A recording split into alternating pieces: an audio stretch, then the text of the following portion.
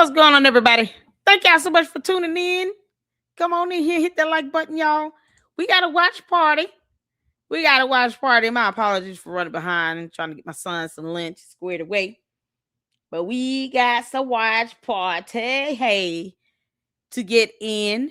This is going to be a watch party for the Eclectic Journalist, Part 9, The Freedom. This is Candace Owens and the Narrative Machine. I am here for this. And because she is going to be joining us this week, the Eclectic Journalist will be with us on Tuesday. I am excited to get out this information. So let's see here.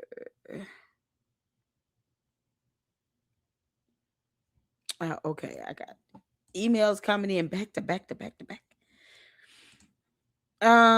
Let's see. it's funny videos. And we have Fax Me. He's doing a new series on the Bride of Candace. Oh man. Look how he's taking that one. This is a good one. Oh, we're about to check it out. All right. So this is going to be a watch party. It's 3 hours long, so I'm going to speed it up for the sake of brevity. It is true. Because we want to get it in. But you guys, shout out to the Eclectic Journalist. Make sure you guys go and check her out. I'm going to speed this up some because I want to make sure, for the sake of brevity, we get it all in. And I would drop the channel link in the chat. Make sure you guys go and show the Eclectic Journalist some love. You guys have been recommending this. So we're finally here. We're finally watching it.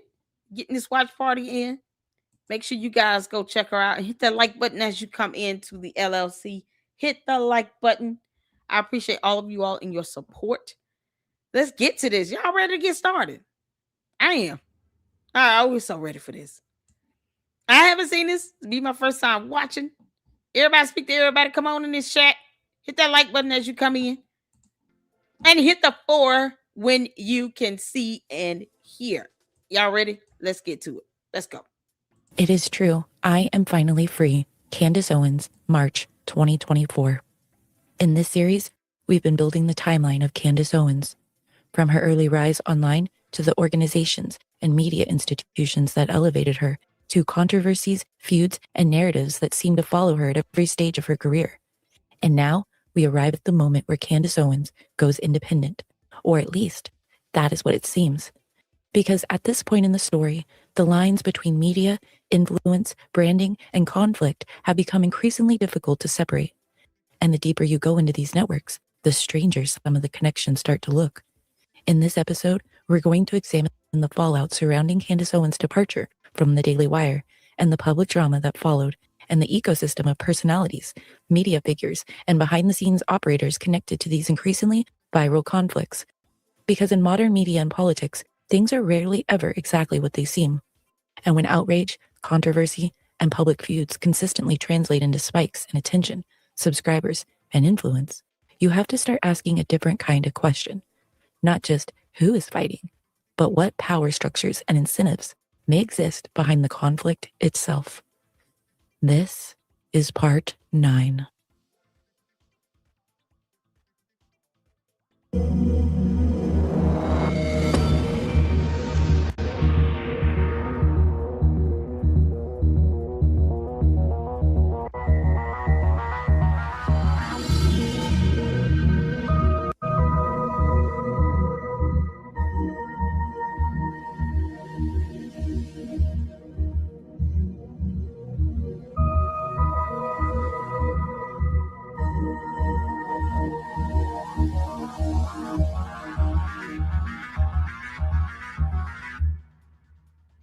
Hello, everyone, and welcome back, and welcome anyone who is new. Okay, so we are on episode 9 of our Candace Owens series. So glad you guys are here. So let's get into it, shall we? Okay, so Candace Owens. Oh, I'm breaking out with that red stuff again. My skin gets really red every time I do my makeup or mess with my hair. It's always been like that since I was a teenager. I get like these splotchy red marks. Okay, anyway, so Candace Owens was at the Daily Wire. That's where we were on our timeline, right? And then she left the Daily Wire and went independent. But now let me tell you exactly how that went down. Okay, so on our timeline, we got up to the Daily Wire and we went over some stuff that went on during her time there.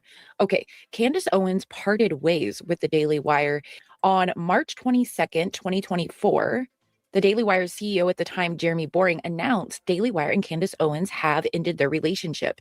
This came after months of public tensions, especially with the co-founder, Ben Shapiro, over Owens' comments on Israel, anti-Semitism accusations, including her embrace of certain rhetoric and blood libel-related tweets and broader clashes. Okay, so we are going to move into that time period, okay? Now, I have a video in regards to her leaving.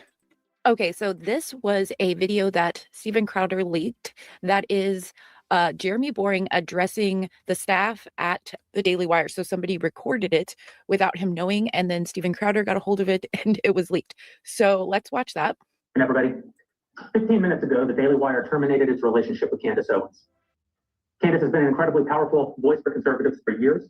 Unfortunately, it's become more and more clear, and it's now unavoidably so, that Candace has moved in a direction that the Daily Wire simply cannot and will not support. Candace's shift has done enormous damage to our brand, damage that we've decided we just can't allow to continue.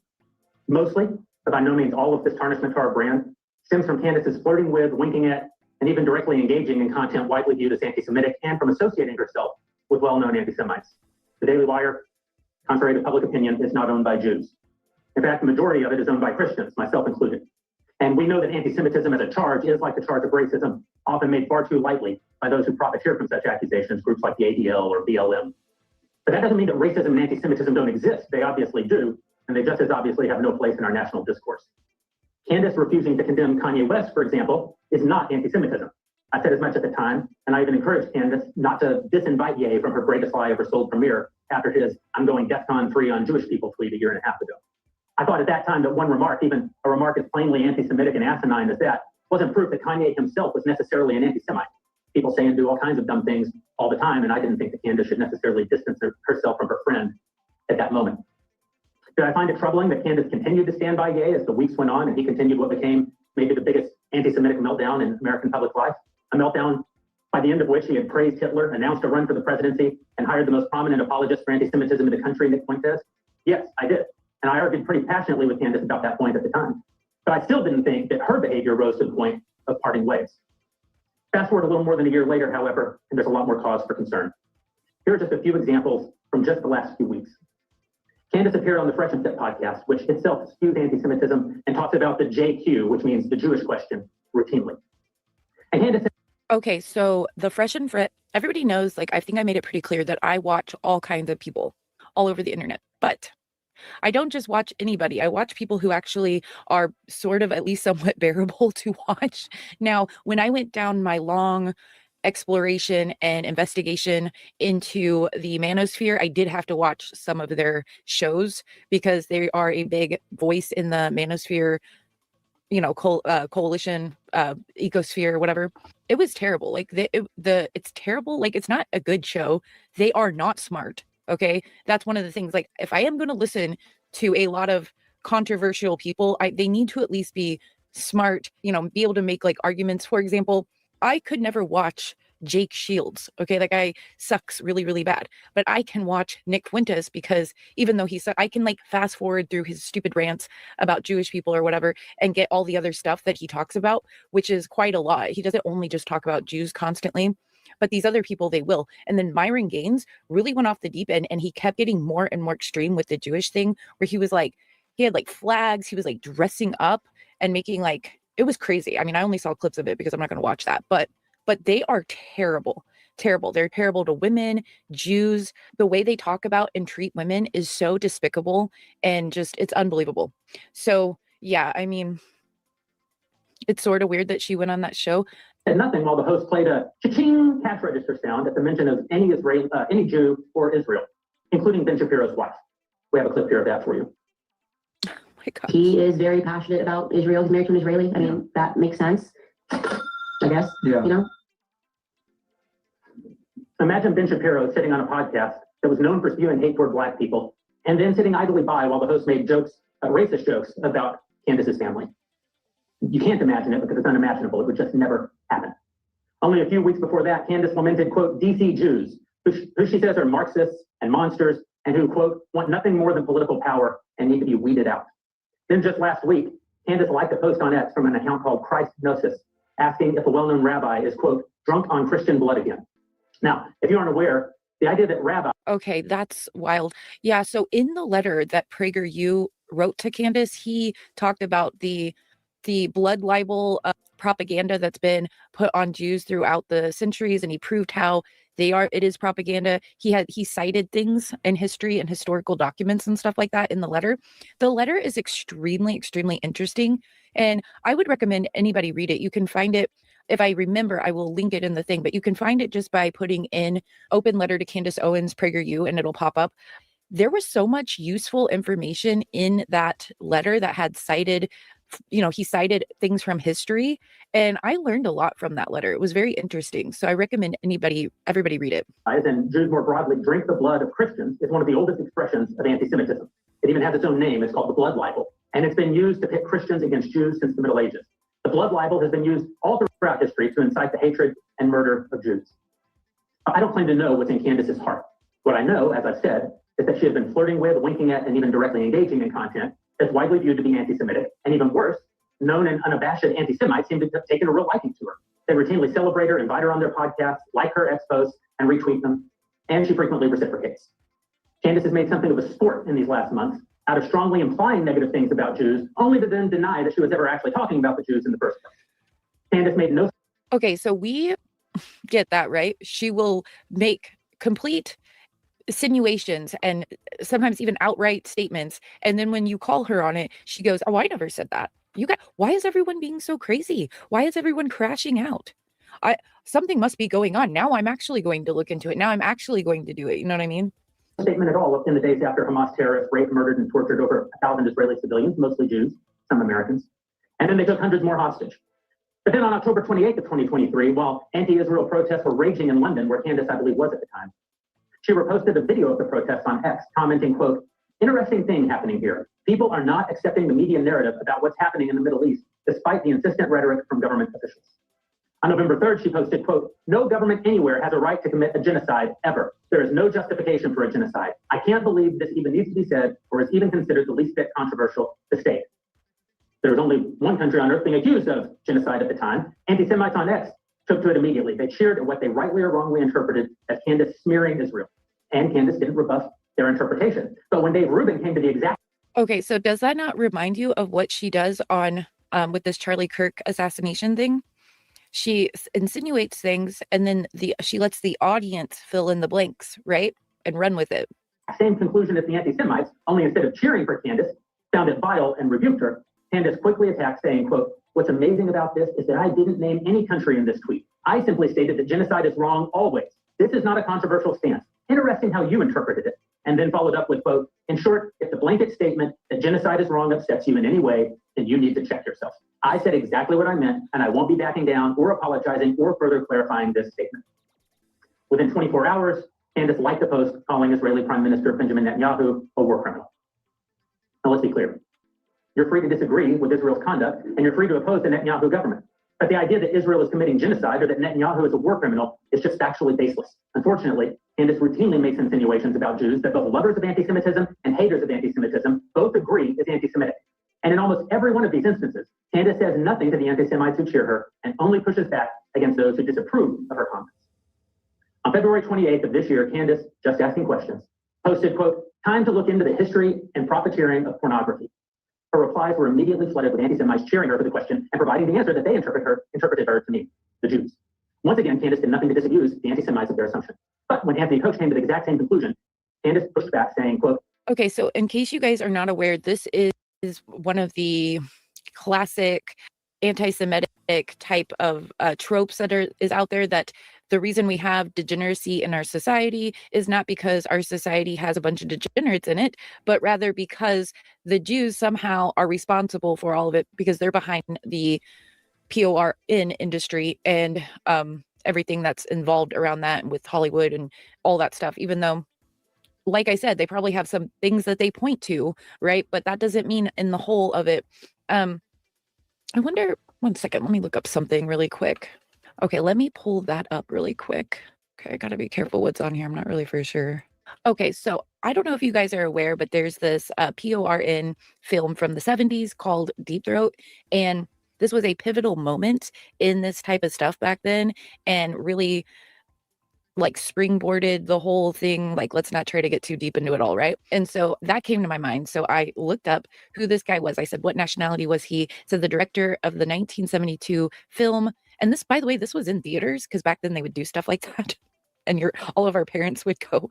Yeah, it's really creepy to think about. But his name is Gerald Damiano. He was an American. He was born in New York in 1928 and worked as a hairdresser and served in the U.S. Navy before becoming a filmmaker. And then I asked, was he Jewish? And it said, no, he was not Jewish. He was born into an Italian American Catholic family. Okay, and why do I bring this up? Because this guy was a complete degenerate. He abused that woman in that film. Like, he forced her to marry him very, very young, abused her terribly, sold her. Like, he would, force her to go to hotel rooms where he would sell her to men that lined up out the doorway and stuff. And so she was basically getting R-worded, you know what I mean? And there's a whole film made about her called Lovelace, I think, or Loveless, something like that. About her story. It's really brutal and horrific. And she finally got away from him, but she never really lived down that infamy that she got from that film, which he kind of forced her to do. Ain't no reply. And so my point is, this guy's not even Jewish. So, yeah, shout out to all of you all coming in. We're having a watch party. This is the Eclectic Journalist. She's going to be with us on Tuesday. And I wanted to do a watch party of her episode 9 of her investigatory series on Candace, the alien Owens. God. This is the Candace Owens and the narrative machine. So make sure you guys hit that like button to show her your support. If you have not seen it, this is my first time seeing it. So this video already has over 2,000 views. So shout out to her. Hopefully it gets a lot more, because anybody that puts time and attention into this content, to the research, definitely deserves the support. Shout out to all of you all tuning in. Y'all, shout out to my mods. No reply. How you doing, honey? Eda Marie up in here. Girl, how you doing, honey? When we go get this episode rolling? I can't wait. I cannot wait to start collabing with Eda Marie on her episodes with Candyland Backer Babe 7000. Oh, man.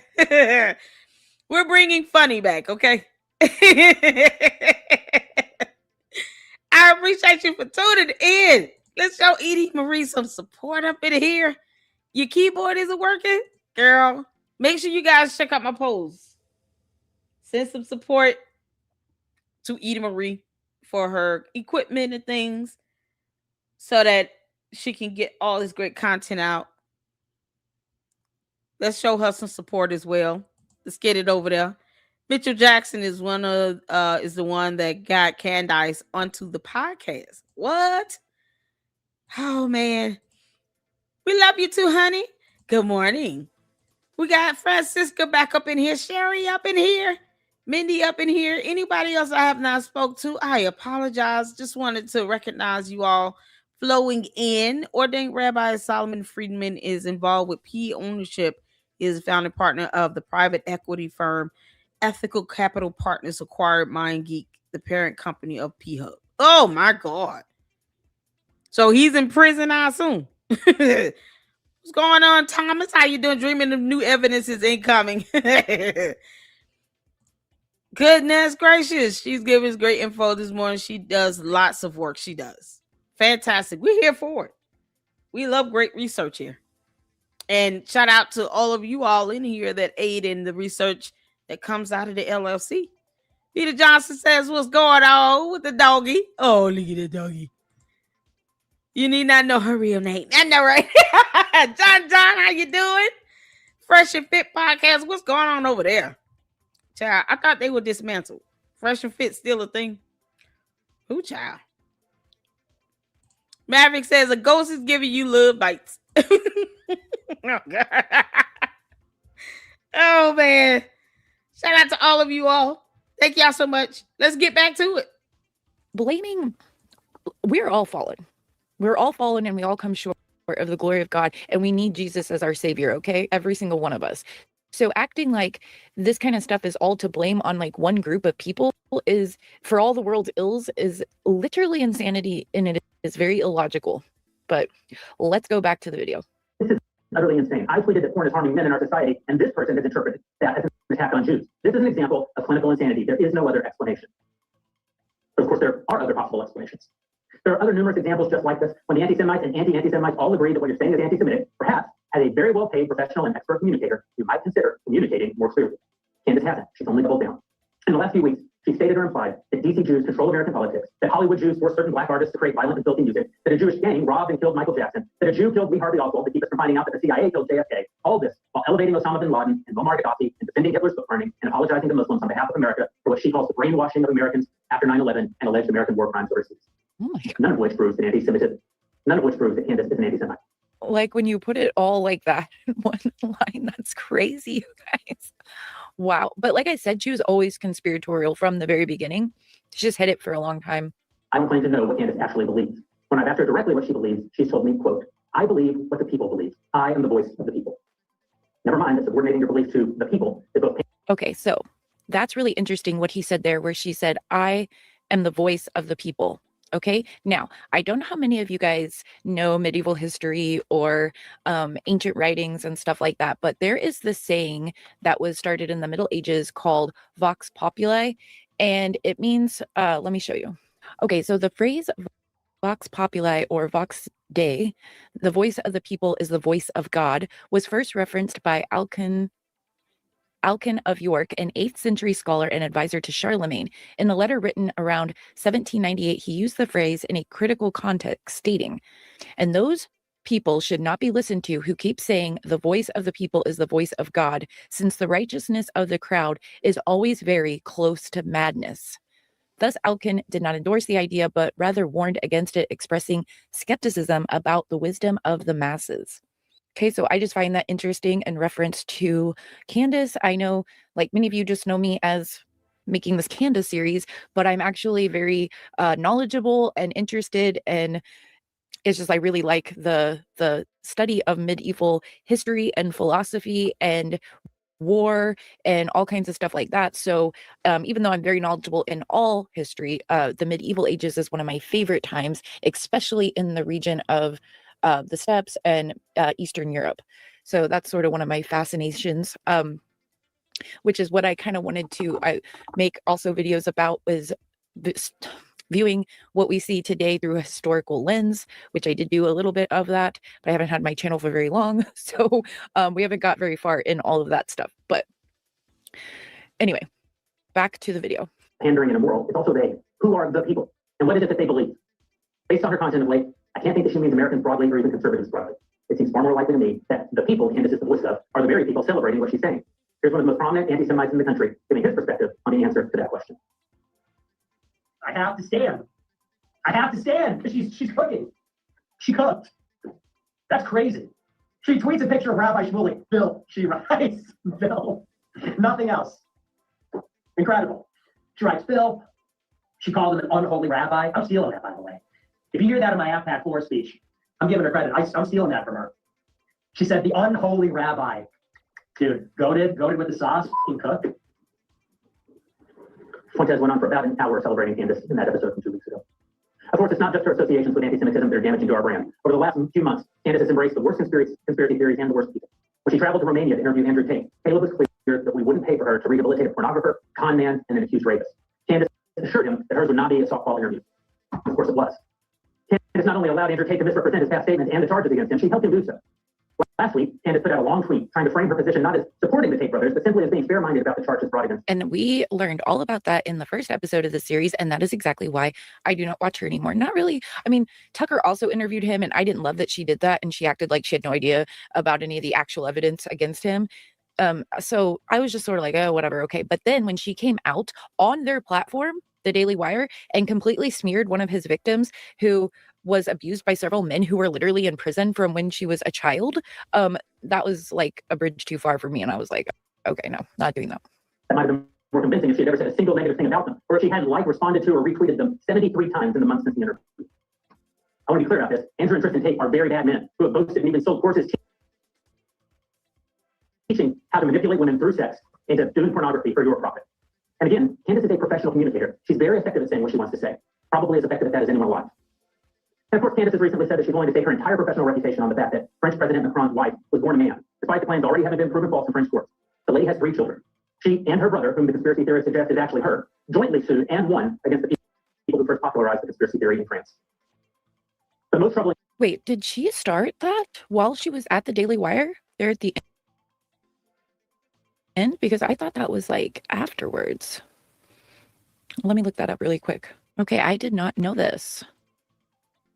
Okay, it says, yes, Candace Owens first publicly accused Bridget Macron of being a man in mid-March 2024 while she was still employed at the Daily Wire. Around March 11th through the 12th, 2024, she released a Daily Wire podcast episode titled, Is France's First Lady a Man?, which he promoted the conspiracy theory. She followed up with an X post. After looking into this, I would stake my entire professional reputation on the fact that Bridget Macron is in fact a man. This was just days or about a week before her official split from the Daily Wire on March 22nd, 2024. Okay, that is interesting. I kind of wonder if she was trying to get them to fire her with everything that he just listed off there. Like, that's pretty crazy. And my theory, what I am going to go into later in this video, because it's going to blow your guys' mind, will probably bolster that idea, that theory of mine that I just had. This is deeply disingenuous use of the term Christ is King.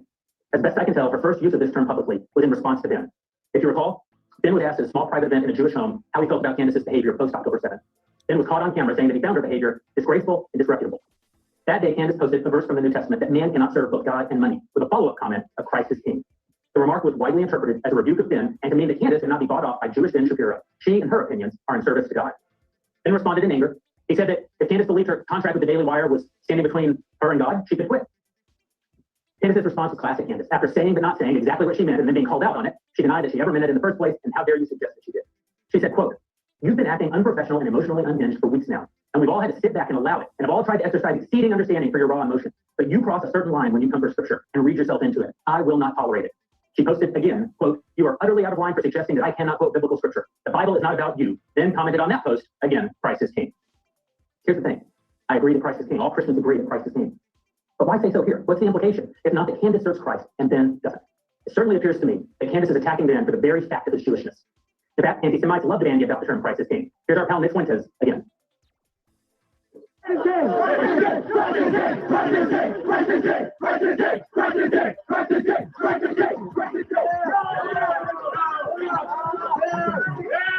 Okay, to be fair, I'm not very sure if they actually mean. I think he's right on with the Candace thing, and I think she did that to incite Ben to do that, to then go off on him like that. That he's like, coming after her for using scripture. I think that was like a total setup.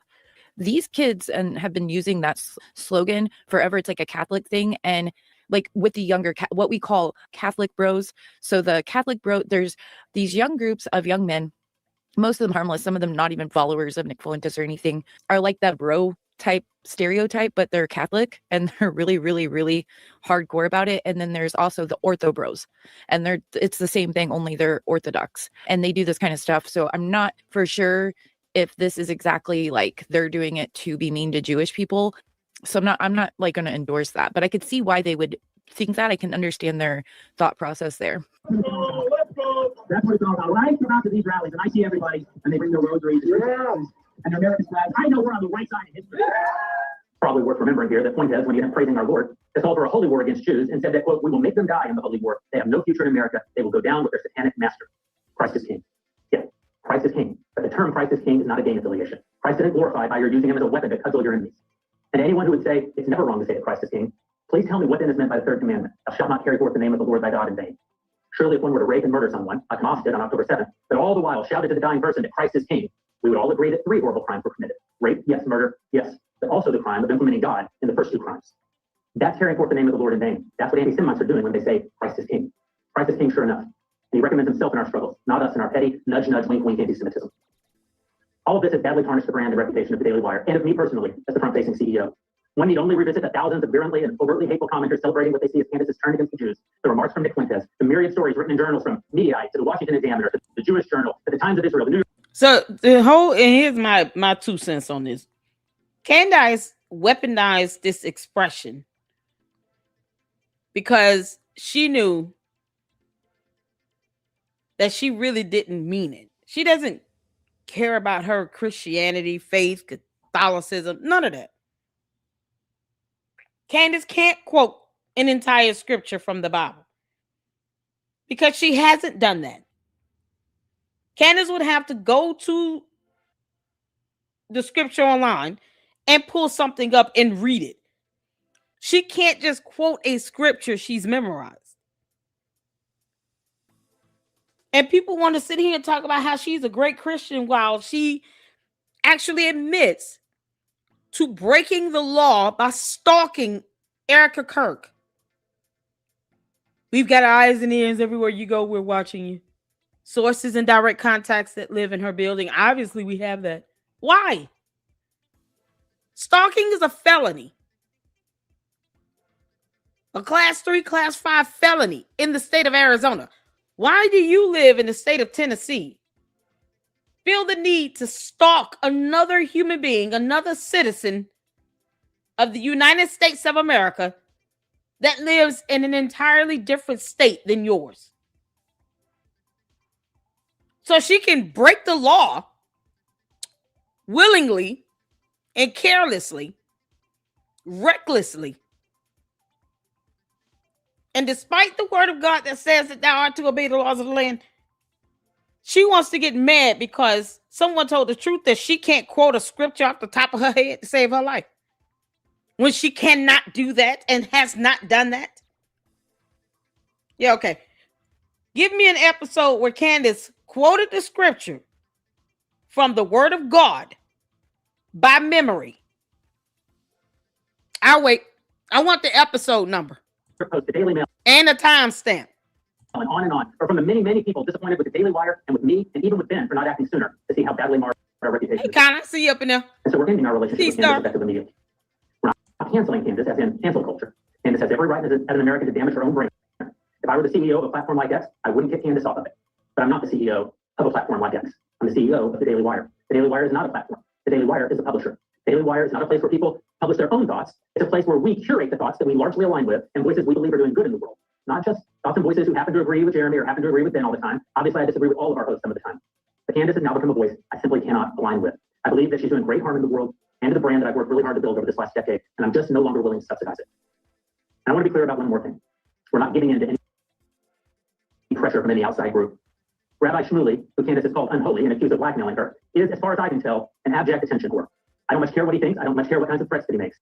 He continued to demand that Ben and Dennis Prager fire Candace, but of course, as both Ben and Candace and I have said publicly again and again, Ben doesn't have the authority to fire Candace because he's not a majority owner of the business and he's not an executive in the company.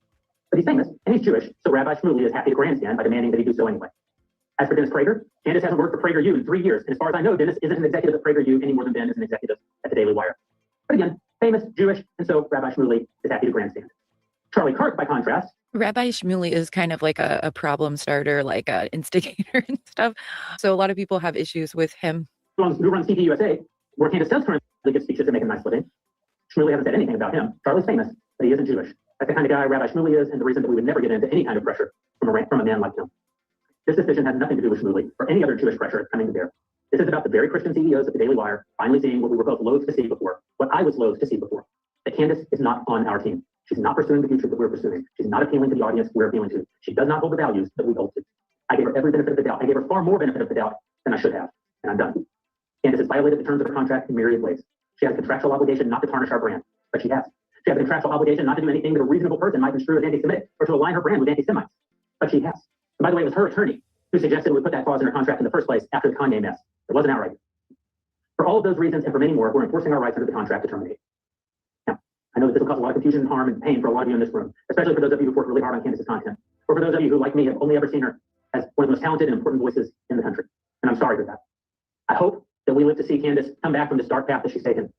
Again, I see her as one of the most talented people in the country, and when she uses those talents in service of the good and the true and the beautiful, I don't believe that there is anyone better, maybe in all of the world, than she. That's not what she's doing today. I hope that she does it again. She won't be doing it at the Daily Wire. It is sad that she has used her talent in the way that she has. She really could have been a force for great good. She really could have been a force for spreading the word of the Lord. She could have been, she could be helping people. She could be lifting people up and stuff like that, like Charlie did. And it's really sad that that's how she's chosen to use the talent that God gave her. Okay, well, that ended. Now, Candace immediately went into making up all kinds of conspiracy theories and allegations about the Daily Wire and stuff like that. And I think I have a few things. Candace Owens confirmed it herself on Twitter, posting, "The rumors are true. I am finally free." Okay. She added that there would be many more announcements in the weeks to come, directed her fans to her website for independent work and support, and said she would resume her show on her personal YouTube channel after a brief hiatus. In the following months and into 2025, Owens framed the split positively for her career. She credited the firing with boosting her visibility and success, claiming her independent podcast became the #1 show in the world. And in November 2025, YouTube Live, she thanked Ben Shapiro, Jeremy Boring, and others at the Daily Wire, saying the move gave her more publicity than she ever could imagine, and that they realized before I did that I should be fired. She also alleged ongoing harassment issues from her time there. In later content, claims about internal matters at the company, but her dominant narrative has been one of liberation, growth, and as an independent voice. Okay, so she made several post-departure claims about the Daily Wire and figures like Ben Shapiro and Jeremy Boring that critics, Daily Wire affiliates, and some independent observers have labeled as exaggerated, unproven, or false. These often center on alleged ongoing harassment, internal misconduct, and conspiratorial ties. Note this is a highly partisan feud with both sides claiming lies is subjective, but here are the most commonly disputed ones based on public reporting. Okay, so she has claimed that she has been 3 years of harassment and stalking by the Daily Wire. Owens has repeatedly claimed the company and Shapiro specifically conducted a prolonged campaign of harassment, including leaks, smears, and legal abuse, monitoring her and trying to destroy her family and business. She has called it toxic and like a crazy stalker that wouldn't let her move on. Critics, including Boring and Daily Wire responses, portray this as her framing standard post-contract disputes, NDA gag order enforcement, and public rebuttals as obsessive persecution. No independent verification of a multi-year coordinated harassment campaign has emerged beyond typical media rivalries and legal arbitration. Okay, so she keeps saying that they're like suing her all the time, and they've tried suing me all these millions of times. The only thing I could find was that they had to get an injunction to have her gag order ordered on her to keep her from talking about the company and abide by the NDA that she was contracted to. So other than that, I haven't seen anything else. Leaking, smears, and fictitious stories. In 2024, she accused Daily Wire of feeding unnamed sources to outlets like Daily Mail with false claims about her, mistreating makeup artist interns, throwing a canned drink at a staffer, blaming producers for show failures, refusing advertisers, or anti-Semitic behavior. She denied these as made up and vowed exposure of the leakers. Daily Wire has not publicly confirmed leaking, but has pushed back on her overall narrative. Okay, so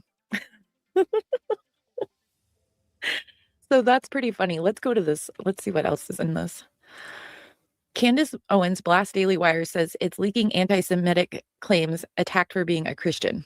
Candace Owens eviscerated her former employee Daily Wire on Wednesday after she claimed she was asked to comment on an upcoming newspaper story alleging that she engaged in anti-Semitic and homophobic behavior at the company.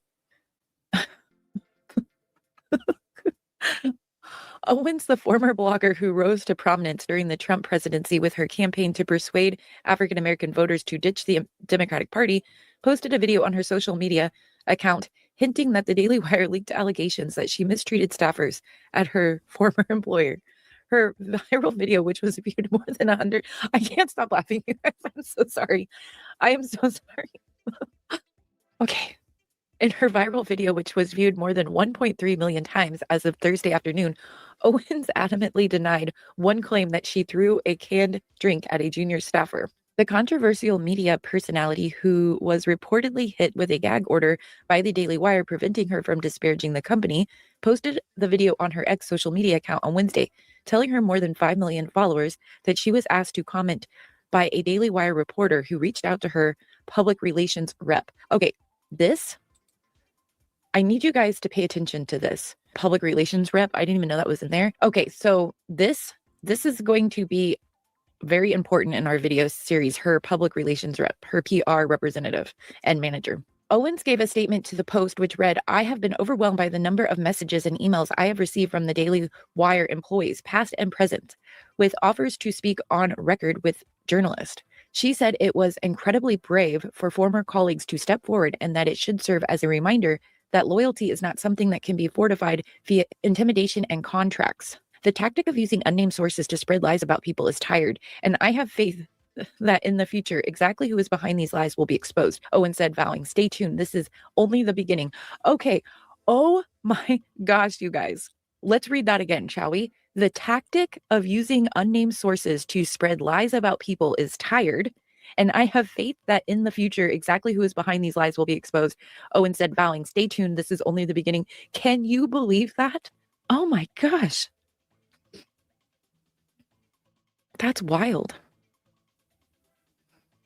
According to Owens, the Daily Mail journalist sought comment for an upcoming hit piece that will reportedly allege Daily Wire decided to move on from the incendiary host because her show wasn't generating enough revenue. Owens said that her character is being attacked and smeared by an entire network working behind the scenes for speaking her truth that Christ is king.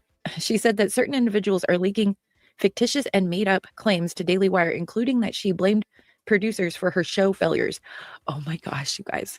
Like, people were speaking out about this Daily Wire, people who worked with her at the Daily Wire, and then she blames the company like they're doing it on purpose. And we could only imagine like that was probably true. Imagine working for this woman. Owens also claimed that the Daily Mail story will allege she refused to work with certain advertisers and that senior management at Daily Wire had a moral obligation to terminate her due to her increased anti-Semitism and her conspiracy theories. Okay, well, that's exactly what he said. I wonder how she knew that. She said the Daily Mail story will allege she mistreated makeup artists and interns at Daily Wire. You guys know she did. You guys know she did. Owens said that a source told Daily Mail that they witnessed Owens hurling a canned drink at one of the junior staffers. "The attacks on me are not backing down on being a Christian are failing." Owens said, What'd she insisting that say? she is the exact opposite. Candace hurled a drink at somebody? Damn, you don't go somewhere and sit down. Oh, she should have got her ass whooped. Candace, you understand that is aggravated assault? How do you get away with throwing a drink at someone and you didn't go to jail? Now y'all see why you can't let the aliens get away with criminal activity. Now do you all see why? Because it doesn't end. Now she's upgraded to stalking, which is a felony. Let's not forget, Candace has been arrested for harassment at 17 years old. She was actually arrested and went to jail for harassment at 17 years old. This girl was breaking the law before she became a legal adult.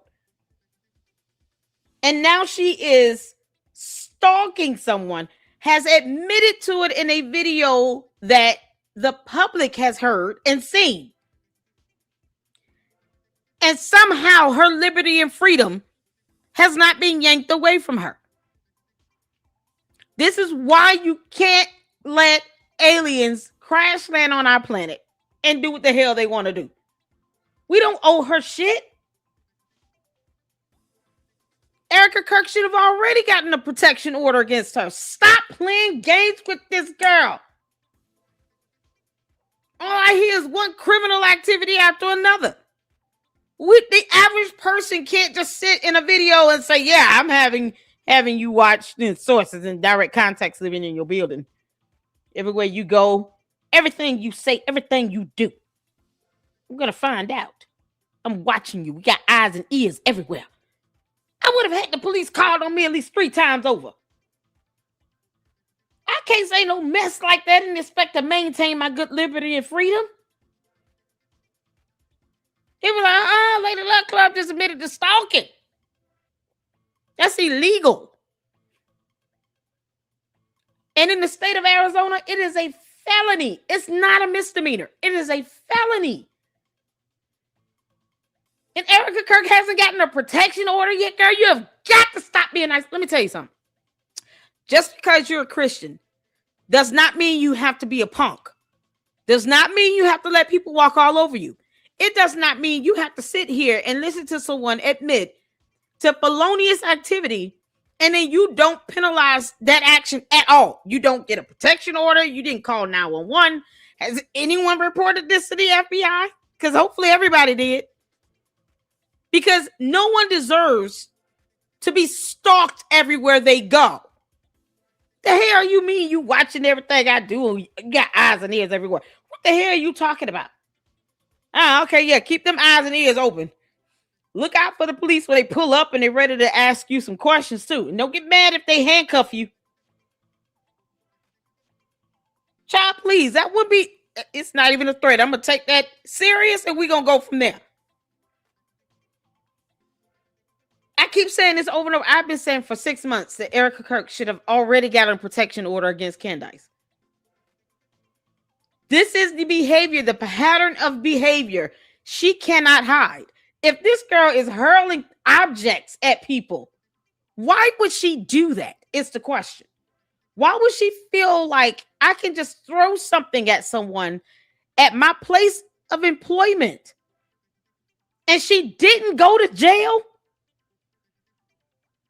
Where the police even called? You're not going to hurl something at me and you getting your ass locked up. What you talking about? And people don't think that she's capable of violence. Yes, she is. Oh, dear Lord. Dear Lord. Y'all, this is crazy. Oh, my God. Oh, my God.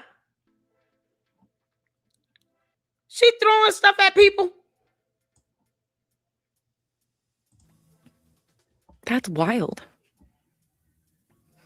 This is According insane. to Owens, the Daily Mail journalist sought comment for an upcoming hit piece that will reportedly allege Daily Wire decided to move on from the incendiary host because her show wasn't generating enough revenue. Owens said that her character is being attacked and smeared by an entire network working behind the scenes for speaking her truth that Christ is king. She said that certain individuals are leaking fictitious and made-up claims to Daily Wire, including that she blamed producers for her show failures. Oh my gosh, you guys. Like, people were speaking out about this Daily Wire, people who worked with her at the Daily Wire, and then she blames the company like they're doing it on purpose. And we could only imagine like that was probably true. Imagine working for this woman. Owens also claimed that the Daily Mail story will allege she refused to work with certain advertisers and that senior management at Daily Wire had a moral obligation to terminate her due to her increased anti-Semitism and her conspiracy theories. Okay, well, that's exactly what he said. I wonder how she knew that. She said the Daily Mail story will allege she mistreated makeup artists and interns at Daily Wire. You guys know she did. You guys know she That's did. what I'm saying. Owens said that a source told Daily Mail that they witnessed Owens hurling a canned drink at one of the junior staffers. The attacks... hurling a canned drink at a junior staffer. A canned drink? A canned soda. A canned something in a can. Aluminum. That could cause bodily injury and harm. And she didn't go to jail? Why not? What's going on? And yet no one called 911. Candace, there is no way in hell or on earth that you crash landed upon. You would be able to hurl anything towards me and get away with it. Your ass would have been locked the hell up. Are you kidding me?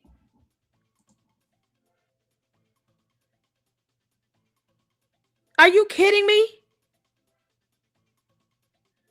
This girl hurled a canned drink at somebody and with the intention to hurt them. Because why would you throw it if you're not trying to hit them with it? You can't say, oops, I threw that whole canned drink at you on purpose or by accident. No, it was by accident. My bad. Christ is king. Yeah, no, Christ is going to be king when you go to jail. Now sit your ass right there. I'll be right back. I would have went outside, called the police, and then made sure they came in and locked her up. What are you talking about? Oh my God. Candace, you should have went to jail. You should have went to jail. You can't make this up. There is no way in the hell you're going to hurl something at anybody that could cause bodily injury and harm, and you're not going to jail. No, I'm going to see you come out of here in handcuffs. Throw some again, heifer. And talk shit while you walking out. Take that walk of shame and them silver bracelets. Next time you throw some again, I'm going to have SWAT up here. Don't play with me. This ain't it. I am not the one. And I'm coming to court. You kidding me? Your Honor, Candace Owens threw a can of drink at me. I have been so scarred for life. It's going to be hard to face my coworkers. My colleagues have to think that, I didn't deserve any of that. And then when she hurled it hit me and it cut my skin. So I had to go to the hospital. Oh, Candace, we can all do that. Ain't no way in the hell you would have been able to throw something at me. And then you still sit here maintaining your liberty and freedom? All because what? What did that junior staffer do to Candace for her to want to throw a drink at that person? Think about it. Because if they did something inappropriate, she would have called the cops. If they did something to try to physically harm her, she would have called the police. So what could they have done for her to do that? And then she walks away with her liberty and freedom. Why? Candace ain't no damn body. Why did they call 911? On me are not backing down on being a Christian are failing, Owen said, insisting that she is the exact opposite of what the claims suggest. Oh my gosh. Daily Wire attorneys reportedly obtained a gag order. Okay, what is this about? After her departure from Daily Wire, Owens and Shapiro publicly discussed holding a debate, but the two could never agree on a proper time or venue. As the two publicly negotiated the terms of a debate, Daily Wire attorneys reportedly obtained a gag order preventing Owens from publicly criticizing the company. And like I said, that's the only thing I can see in the record of them taking any legal action against her. Okay, so I found this video of her talking about Ben Shapiro. I'm not for sure when this was released, but she's talking about I know, right, stuff, Connor? I would have pressed charges. First and foremost, Screw her. I would have pressed charges against Candace. Now you have to face me in court, heifer. That judge would have to go out their way to try to cover this up. You ain't nobody. Anybody can get out here and lie like hell on a podcast. The hell you mean?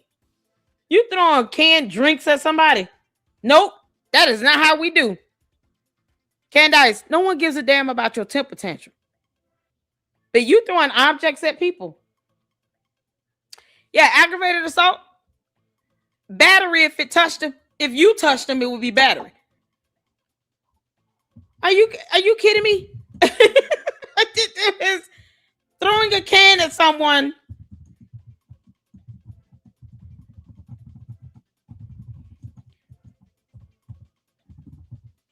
You can't make this up. And they should have called. Let them go out there. Make it hard for them. Y'all, throwing a can of drink at a person in most U.S. states, throwing a can of drink at someone can be charged as assault, battery, or both. And in certain circumstances, it could qualify as aggravated assault. What you talking about? That girl should have went to jail. The hell you mean? What you mean?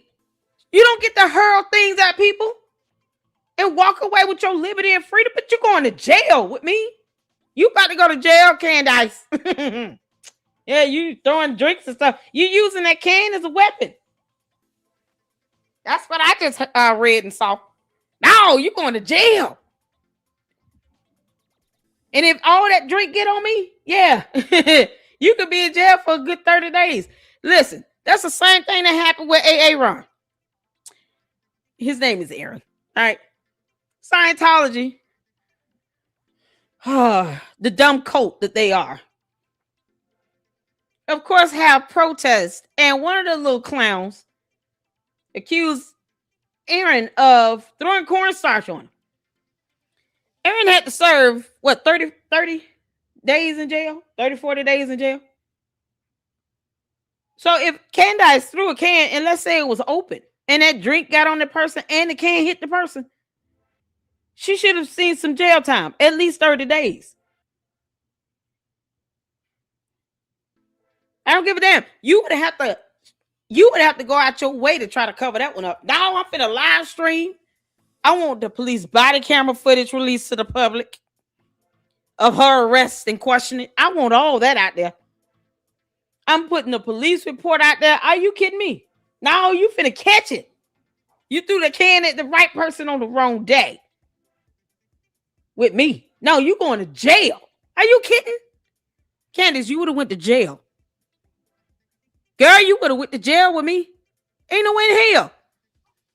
You don't get to throw a can at somebody and it is being used as a weapon because you're trying to use it to bring bodily harm and injury. And then think you were supposed to do, yeah, I'm just going to go home. No, the hell you not. You're going to jail today. You might want to call George. Your dumbass lavender wife is getting locked up. You might want to get you some bail money and your attorney. I'm not giving them Savannah's number. I'm giving them her number so they can get her behind if she don't go to court. They're going to have a capiast if she fails to appear for a hearing. Now she going to jail. She getting locked up. She threw a can at me. She thought I was for play. Now she finna learn today. Get me? Candace, you gonna learn today? Throwing a can to somebody, you got to learn today. You won't ever do this to me again. Be like, I can play with a many of people, but not Lady Luck Club. That girl will have me locked up. Hell yeah. Are you kidding me? Girl. Oh my God. You have to press charge. You better press some charges. I want all the charges pressed. Officer. All of them. I got to work here. You treating a junior. You don't have the right to throw something at somebody. Throwing a tantrum is what's wrong with her? Y'all, you can't mess this stuff.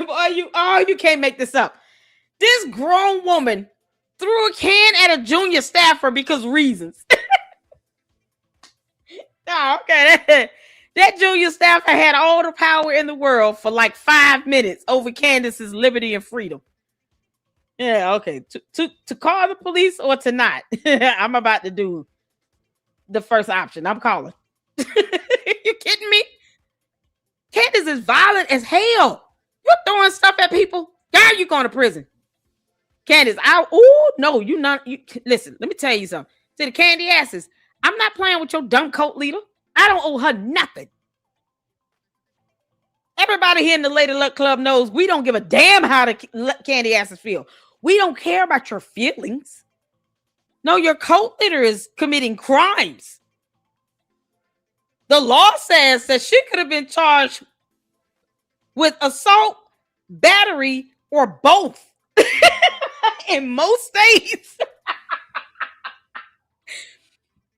And under certain circumstances could qualify as aggravated assault. What you mean? Girl should have went to jail. Why it's a crime? Assault generally means intentionally causing another person to fear imminent, harmful, or offensive contact. Battery is actually making harmful or offensive contact. If throwing that can hit someone, that's battery. And assault is you trying to bring that bodily harm and injury upon them.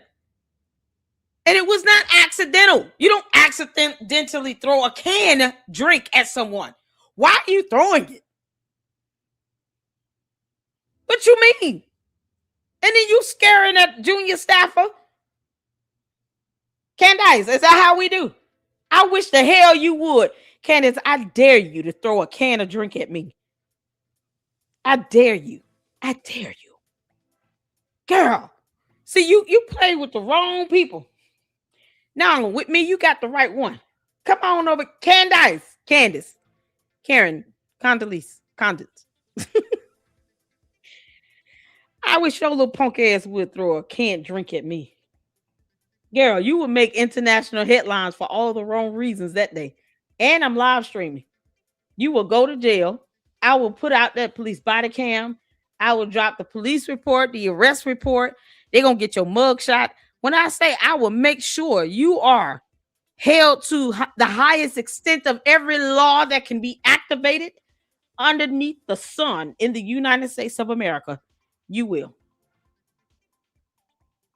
No one should be tolerant of that. If Candace Amber Rose Owens, farmer, throws a canned drink at you, call the police and have her locked up. The hell are we doing? Have her locked up. Treat her like a stranger off the street. She got the money to make bail. She can hire an attorney on cue, make bail, have her ass locked up. Candy asses can get mad until Christ returns. But she going to jail today. Are you kidding? Candace, ain't nobody scared of you or your dumb cult members. Play that with me. I wish you would, Candace. I wish you would. You can't make this up, boy. That's something else. Most. It has been very obvious to me that Ben has some sort of whether it's diagnosed, I don't know, or a diagnosed mental disorder. Something happened after October 7th, and Ben began demonstrating what I would say was exuding characteristics of schizophrenia, like truly paranoid schizophrenia, where he started making accusations against me that were just not true. There was no shred of truth to this. And Jeremy, because he had spent tens of millions of dollars on Pendragon, and it was a financial disaster, I believe he privately began telling Ben that these conspiracies that he was coming up with were true. Namely, Ben believed truly, and Jeremy said that he believed it too, that I was devising some secret plot with Nick Fuentes and Tucker Carlson to bring down the Daily Wire. I was brought into an office after Ben stood up on a table and called me a faux sophisticate. And I was like, what's going on? And they basically wanted me to apologize to Ben for him having insulted me. And then because during that week I had gone on to Tucker Carlson for an appearance I had been planned before Ben got on the table, he somehow in his head thought that it meant that me and Tucker Carlson were plotting against him. I don't know how Nick Fuentes got into the scenario, but they brought me into a room and they questioned me, and I didn't know what to say. I was genuinely 9 months pregnant, and I was so shocked that they even thought this was a plausibility that I was just disturbed by even the insinuation. Obviously, it was not true. I didn't even at that. You guys, this is so crazy. Like, this is so funny. I'm sorry, but like, what is going on? These are like grown adults. How this is crazy that their lives could get so enmeshed and entangled and all this crazy stuff could be happening. That's just wild to me. Time Nick Fuentes wasn't even on social media. He was on like Cozy or something like that. And I was not watching his show at all. I had only spoken to Nick Fuentes once in my life pertaining to Kanye West about 2 years earlier. And I told him that I was forthcoming and honest. Anyway, when I was fired, my firing docs consisted of, I think it was about 35 points for firing. And all of it read like one long paranoid schizo. So this is, as far as I know about the Nick Fuentes thing, true. Her and Nick have never really been friends all that much, but his audience and her audience overlapped, and they kept wanting her to interview him and talk to him and et cetera, for like years. And she would always just ignore it. And then Nick he jokes a lot on his show. A lot of times the clips you see are just him joking. And so there's this whole running joke narrative thing about him and Candace like secretly being in love, or that he secretly loves her, and that he, oh, Candace, she can't let me go, or oh, she liked my tweet. Maybe there is hope. But, maybe she does know I exist, things like that, right? And then it just kept, and then they actually did have an interview not that long ago, finally, and it did not go well. She was very rude to him, and the interview was very odd. Then when he went back to his show, he said that it was terrible. She was really cold. She was rude when he got there. She wasn't nice. He was like, it was really weird. Then the joke kept piling up from there and stuff, because like people started joking there was sexual energy or whatever. And so then he was like, oh yeah, like, too bad she's married. Maybe she'll get rid of him. And, it's just like he makes these jokey jokes about her, but he really doesn't like her like at all. And she doesn't like him. Schizophrenic rant. The first like 5 pages were pictures of Groyper tweets, meaning obviously that they still believe that the conspiracy theory was true and that somehow I was working with Groypers. There was not a shred of proof to this. I'm giving you like, there was not one reason that I actually did something, that I actively did something. It was all like that. What I could have done, what I should have done, and what they perceived was the majority of it was a Groyper conspiracy. So I can just say right off the bat, Nick Fuentes, major win, 100%, fully in their heads. Okay. All right. I have another video in regards to this stuff, but we are going to first go, let me get rid of this. and I think it is in here. So we're going to go back to while she was still at the Daily Wire. An event happened while she was there that has come to light recently, and I believe it was first reported by House and Habit. And so let's go. All right, let me show you this first. Yes, the alleged DUI incident involving Candace Owens' husband, George Farmer, occurred on August 10th, 2023, while she was still employed at the Daily Wire. She joined in 2021 and parted ways on March 22nd, 2024. So details on the incident. August 10th, 2023, Nashville, Tennessee area. Farmer allegedly totaled his truck while driving, reported BAC as high as 0.261 in some claims, over 3 times the legal limit, with additional mentions of firearm possession charges. Laura Loomers and others have publicly shared what they claim are police reports, mugshots, court documents, and photos of the damaged vehicle. Candace's response: she has described it as a minor fender bender in a parking lot with no police involvement or arrest. She has denied or downplayed the severity and accused critics of fabricating or misrepresenting details. Okay, so let's see if this has. Okay, and this is apparently the mugshot. Okay, so let's go listen to something really quick on this. Lies all the time, and she's making a fortune doing it.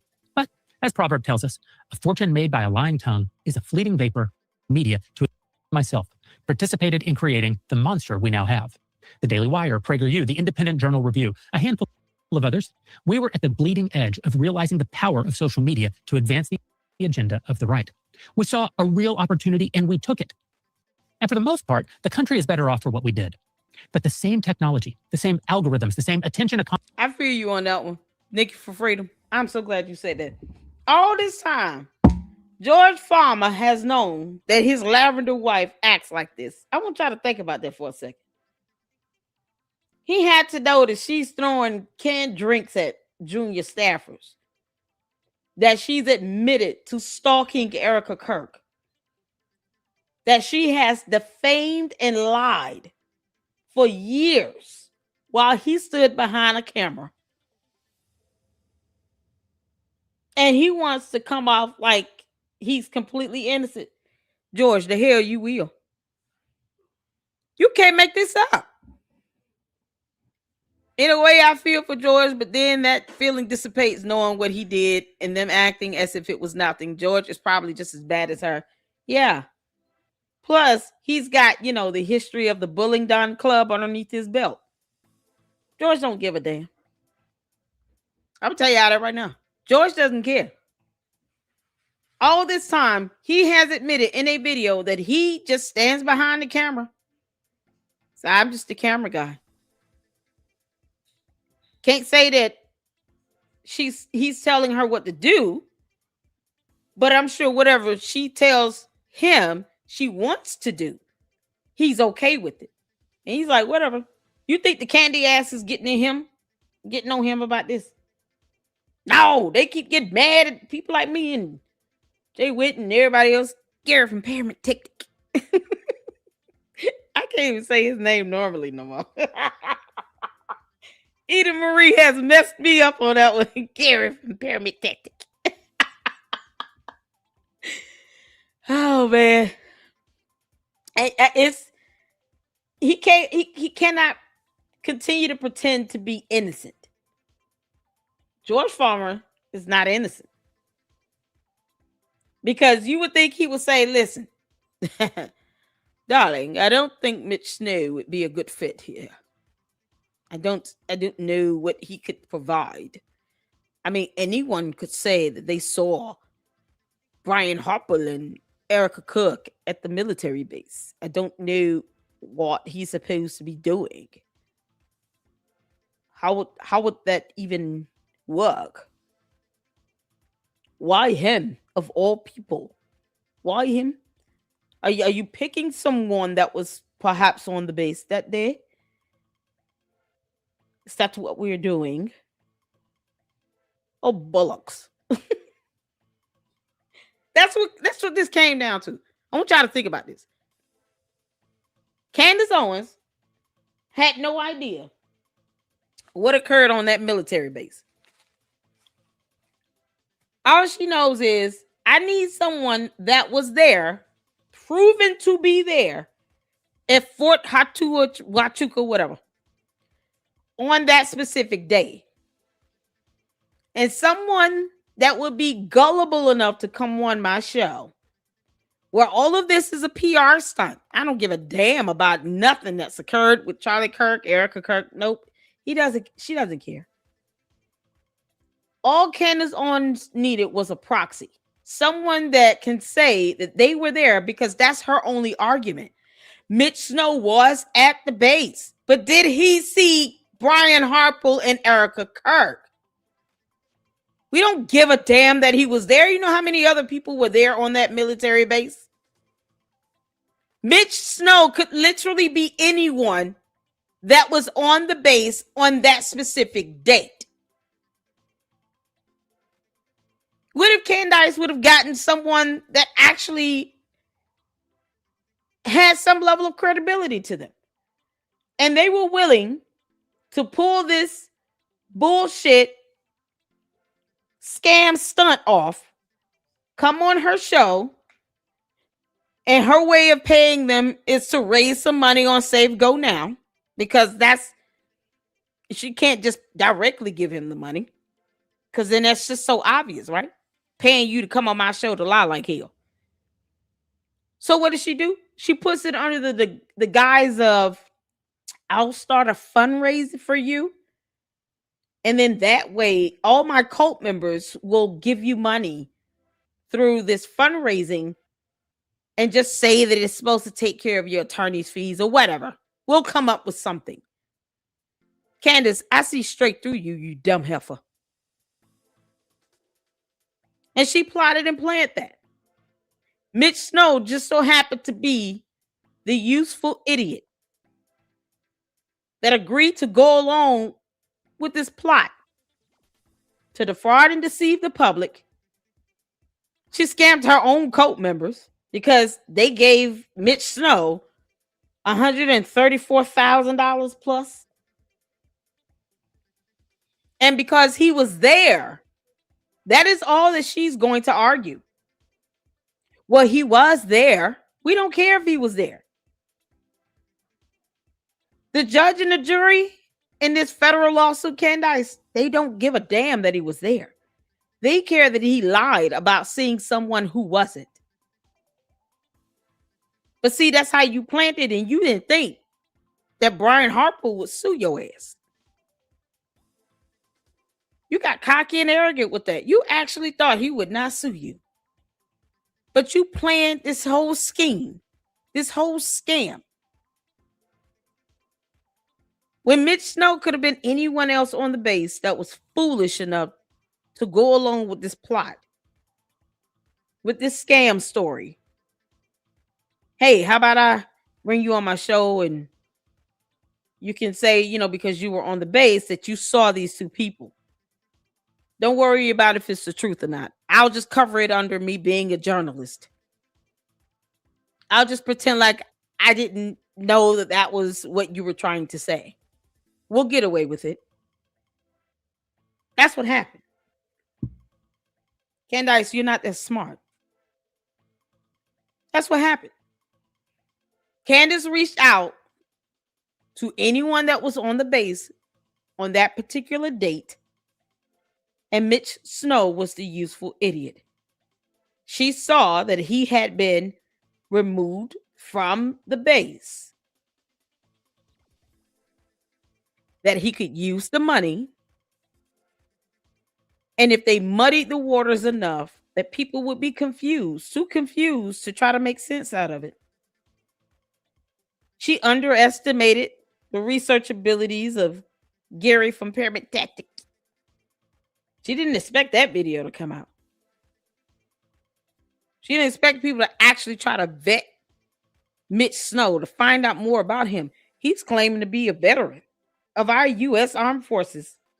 Why didn't you expect people to vet his ass again? Candace could care less about a military. So she found a useful idiot that would go along with all of this. She already knew she was going to lie about someone on that base seeing Brian Harple and Erica Kirk. See, Brian Harple he just caught a stray. She really wanted someone to pinpoint Erica Kirk because she's been trying to gun hole for her all this time. If I could convince the public that she killed her husband, they'll get rid of her. They'll demand that she is to step down. And she thinks that naturally I'll be the next election. Candace, I told you I see through you. I figured this out 3-4 months ago. Candace is trying to take over. And George is sitting back letting her do it. Because he's always wanted to be the CEO of TPUSA. He was one of the chairmen on TPUK. All Candace is trying to do is one big ass PR stunt. And she knows that going to court is her Achilles heel. It's the way to take her down. You got to sue her. You got to get protection orders filed against her. You got to call the police when she's throwing cans of drink at people. Because that's the one place she has zero power. That idiot does not have subpoena power. She doesn't know what that means. And no, you will not be able to go in and just request whatever you want as documentation. Because guess what? To the candy asses, we all know that you people don't read because you're stupid. But discovery works both ways. So just as much as she thinks she'll be able to go in and request something, so can the other party. And she doesn't want her information put out to the public. Because if it goes to the court of law, it's a matter of the public interest. We can FOIA the information and get it from the court. It will be available for public inspection. That's what Candace does not want you all to know. That's why she files for motions to dismiss and doesn't tell you all a damn thing in the candy ass coat. Of course, she'll never say, I planned this whole thing and I just found someone that was on the base at Fort Huachuca on this day to be my useful idiot to agree that they saw someone they didn't see. But, you know, I can just pass it off and make it seem as if I didn't know that that's what they were actually trying to say. Your Honor, I'm pregnant. I can't see and hear well. And then blame it on a whole baby.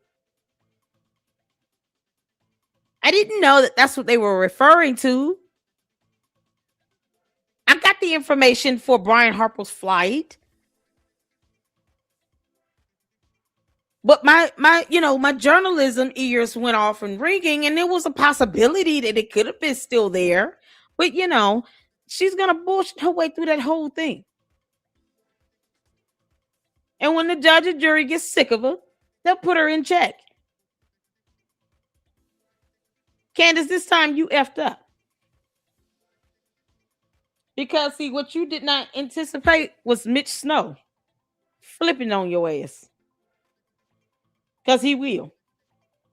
Because Mitch Snow is broke. He doesn't have any money. Let's say they're ordered to pay $10 million individually. Where the hell he getting $10 million from? Even if it's $5 million, where he getting that money from? Where Mitch Snow getting any $1 million from? See, Candace can afford to pay that. Collectively and separately, individually. So whether she pays it as Candace Owens or Candace Owens LLC pays it, both entities have the money.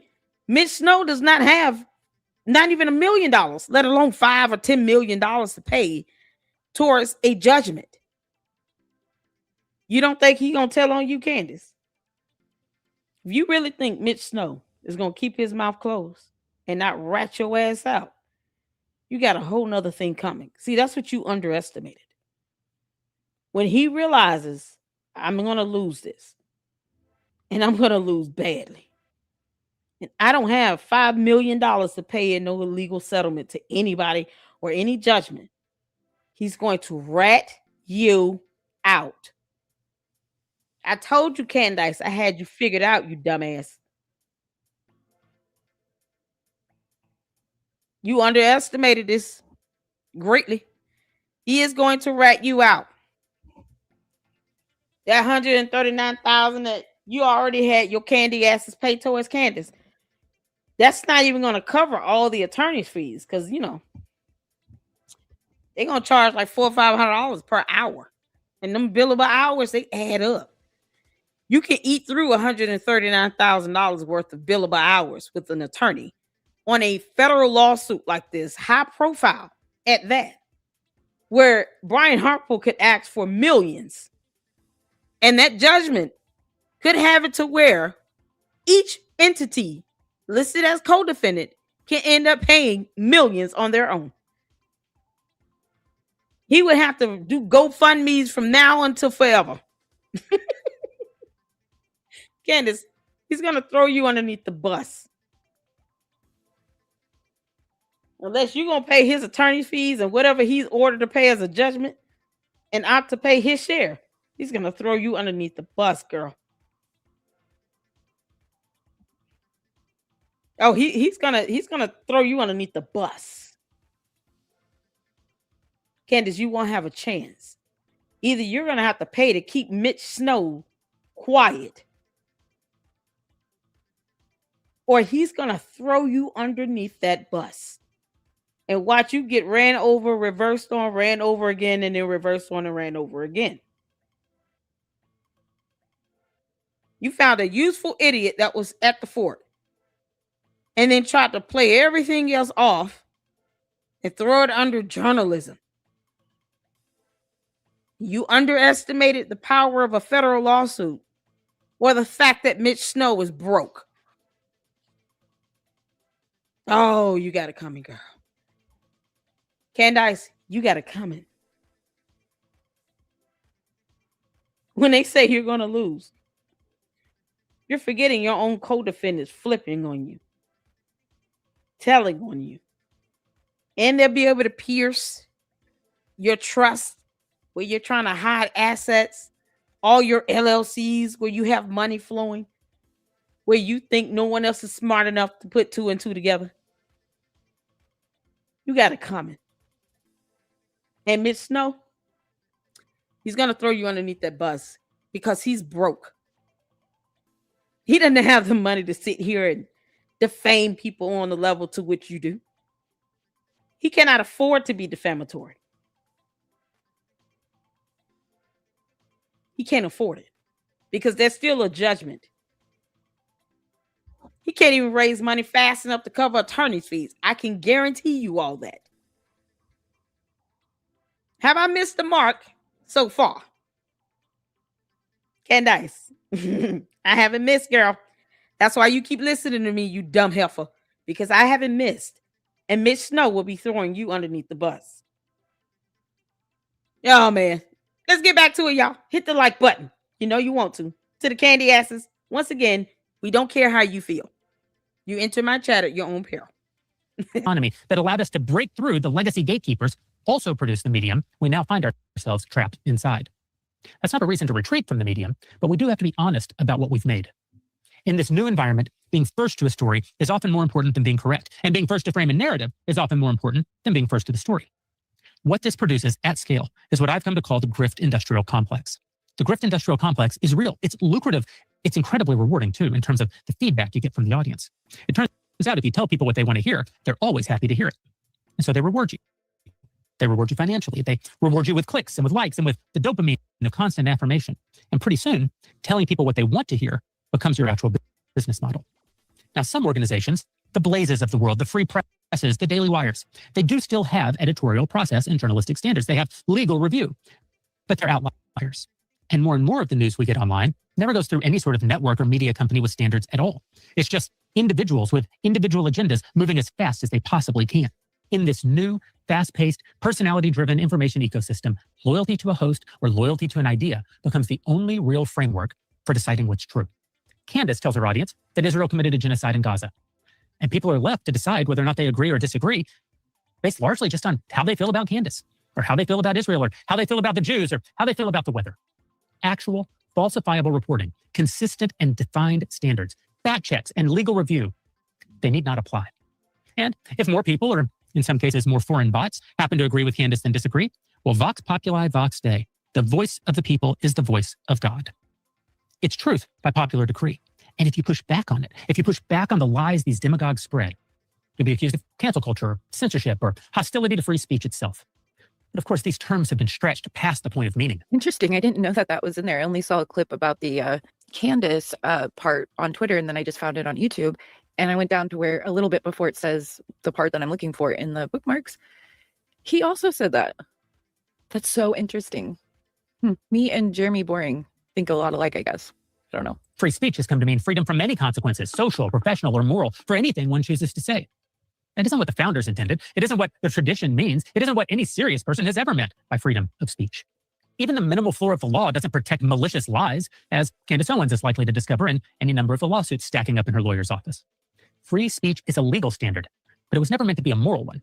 The First Amendment prevents the government from penalizing your speech. That's good, but it doesn't tell you what your speech ought to be, what you ought to say, how you ought to say it, or to what end. Those questions belong to a different order, to conscience, to community, to the slow work of forming citizens who can be trusted with the freedom they've been given. The American founders understood this. They didn't believe liberty could survive in a people without virtue. John Adams famously said, "Our Constitution was made only for a moral and religious people and is wholly inadequate to the government of any other." A free people who lie, who slander, who bear false witness, that people will not long remain free. The structure just won't hold. So yes, you may have the legal right to say it. You may even win in court, but the Lord detests lying lips. The standard that's above the law is not the standard of the law. And the republic the founders built assumes you know the difference. Candace, of course, lies all the time, and she's making a fortune doing it. But as Proverb tells us, a fortune made by a lying tongue is a fleeting vapor and a deadly snare. And for Candace, the snare seems to be tightening. The lawsuits from people connected with Charlie Kirk, people about whom Candace has been spreading falsehoods and slanders for months, are likely only just beginning. Already, Candace is trying to walk back some of her most salacious insinuations, but that doesn't mean she's suddenly discovered journalistic integrity or even basic honesty. In recent weeks, public records and documents have surfaced alleging that Candace's husband, George Farmer, was arrested in Nashville in August 2023 for DUI and leaving the scene of an accident. When Candace insists that this has nothing to do with her husband, that it's some completely different George Farmer in Nashville, Tennessee, well, that denial strikes me as pretty audacious. I was first made aware of the arrest and charges, leaving the scene of an accident after wrecking his truck at 3 times the legal limit while carrying a loaded firearm, shortly after it happened, back when Candace... What? Wow. So worked for me at the Daily Wire. People who had access to the court documents approached me with them quite early, before the situation was resolved. By the time Candace started to engage in more and more evil behavior, the arrest was pretty well known in conservative circles. I was personally approached more than once by people... So does he have the court documents? Bro, drop the court documents because nobody can find them because they're buried somehow. Like, what on earth? asking me if I would speak out about the charges. In every instance, I refused. Not because I thought Candace's conduct was defensible, far from it, but because I believed then, and still believe, that family should generally be off limits. But of course, Candace doesn't believe family is off limits, just ask Charlie Kirk's widow. And so people now have decided to play by Candace's rules. But here too, the lack of journalism online is very much a part of the story. While the charges are now public knowledge, making Candace's denials look increasingly strained, there's almost no reporting on what actually happened to the case. There's still no reporting on what happened to the charges themselves. Did Candace and George pay to make them go away? Did the police make an error or violate George's rights in some way? Were the charges brought against him found to be untrue? I mean, the police arresting you doesn't mean you're guilty after all. Responsible journalists would be pursuing these questions if there were any responsible journalists left to pursue them. Okay. Now, I went back to the beginning of this because there's a chapter that says truth about the allegations of firings and stuff. So we are going to watch that because Candace Owens, a lot of these lies that are spread are allegations. Not sure if they're lies or not, but they're coming from Candace, so they probably are. But all of these rumors about everything that we've heard about the Daily Wire, whether it's like, oh, they're going bankrupt. Oh, Jeremy was let go because he ran the company down with his movie making nonsense and all that stuff, all comes from Candace Owens, by the way, with like no receipts or anything like that. And so first chapter of this video says allegations about firings and stuff. So I want to see what he has to say about that. So let's see. Last week, news broke that the Daily Wire, a company I founded 11 years ago with Ben Shapiro and Caleb Robinson, laid off a number of employees. Actually, the story that broke is that they laid off over 50% of their workforce. And the person who broke that story is former Daily Wire host Candace Owens. Candace later modified her reporting to say, quote, "You guys, look, there's a little dog there. I didn't even notice that when we were watching a minute ago. Maybe it was a different angle. Was it? Oh my gosh. Let's make it big screen. Oh, it's one of those little wiry dogs, like a Bingo. I love those dogs. They're so cute with their weird hair. Oh my gosh. I wonder what his dog's name is. Oh, he's so cute. Hearing it was more like 60%. Absolute bloodbath.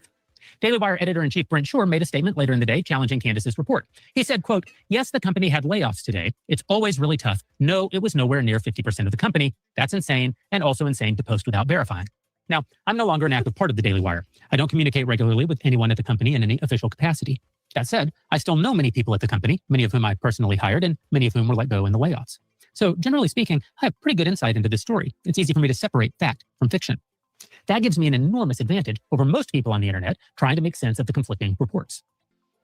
According to multiple sources within and without the company, it sounds like just fewer than 50 people were laid off. I can't say with any certainty what percentage that is of the total Daily Wire employees at this point, but it's nothing like 60%. It's nothing like 50%, or for that matter, 40%, or even 30%. When I left a little over a year ago, we had approximately 275 employees. Some were laid off not long after I left, but many others have been hired since, as anyone following conservative media online would easily discover.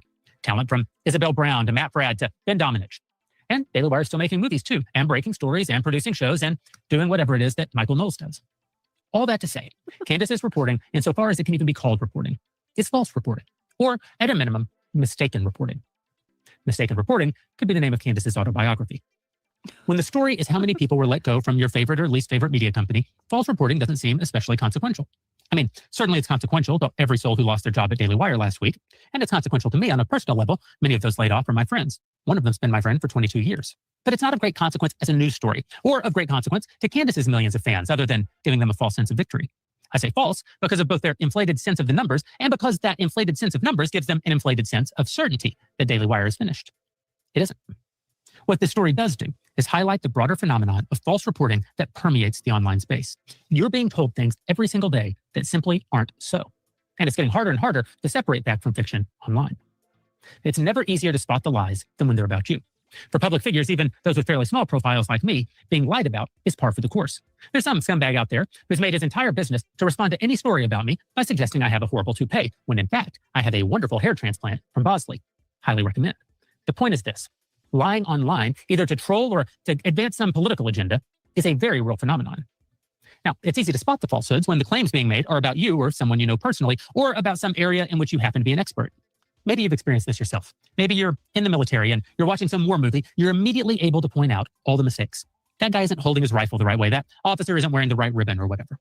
Or perhaps you open up some website or news app and you come to report on some other subject that you are a studied expert in. Or a story about an event you have firsthand knowledge of, or about an individual you know personally. The mistakes and false reporting become immediately apparent to you. The scales fall from your eyes, and for a brief moment, you realize that most of what you read in the news, or at least on the internet, is just crap. But if you're like most people, you suspend your disbelief once again the moment you read a story about a subject you know nothing about. The novelist Michael Crichton called this the Gell-Mann amnesia effect, named after... Okay, that's interesting. I want to write that down, whatever he just said. That Gell-Mann amnesia effect is like what I am paranoid about. I do not want to have that effect. That's why I have to like know everything and keep up in like every sphere so that I can know this is what these people are saying. This is what these people are saying. This is what this topic's about. This topic. I have to know at least some stuff about almost every topic. And if I don't know about it, and I find out I don't know about it, I have to go learn about that topic. It's very stressful. And I'm pretty sure it's probably some kind of mental issue. I am aware of that. But like that, whatever he just said is exactly what I'm trying to avoid. I didn't know it had a word. So I'm going to go look into that. Physicist Murray Gell-Mann. Michael Crichton described the effect this way. Quote, you open the newspaper to an article on some subject you know well.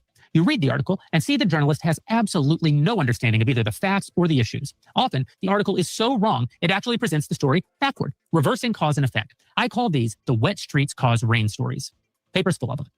In any case, you read with exasperation or amusement the multiple errors in a story and then turn the page to national or international affairs and read as if the rest of the newspaper was somehow more accurate about Palestine than the baloney you just read.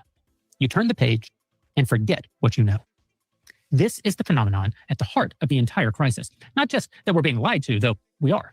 No, the deeper problem is that we are remarkably good at noticing the lies in the narrow corner of the world where we have direct knowledge. And we're remarkably bad at remembering, when we turn the page, what we just noticed. All of this matters far beyond the question of how many people were laid off from a conservative media company. It matters because people on the outside of a story have very little way of confirming whether the claims made inside a story are true or false. And the same forces that produced yesterday's lie will produce tomorrow's lie.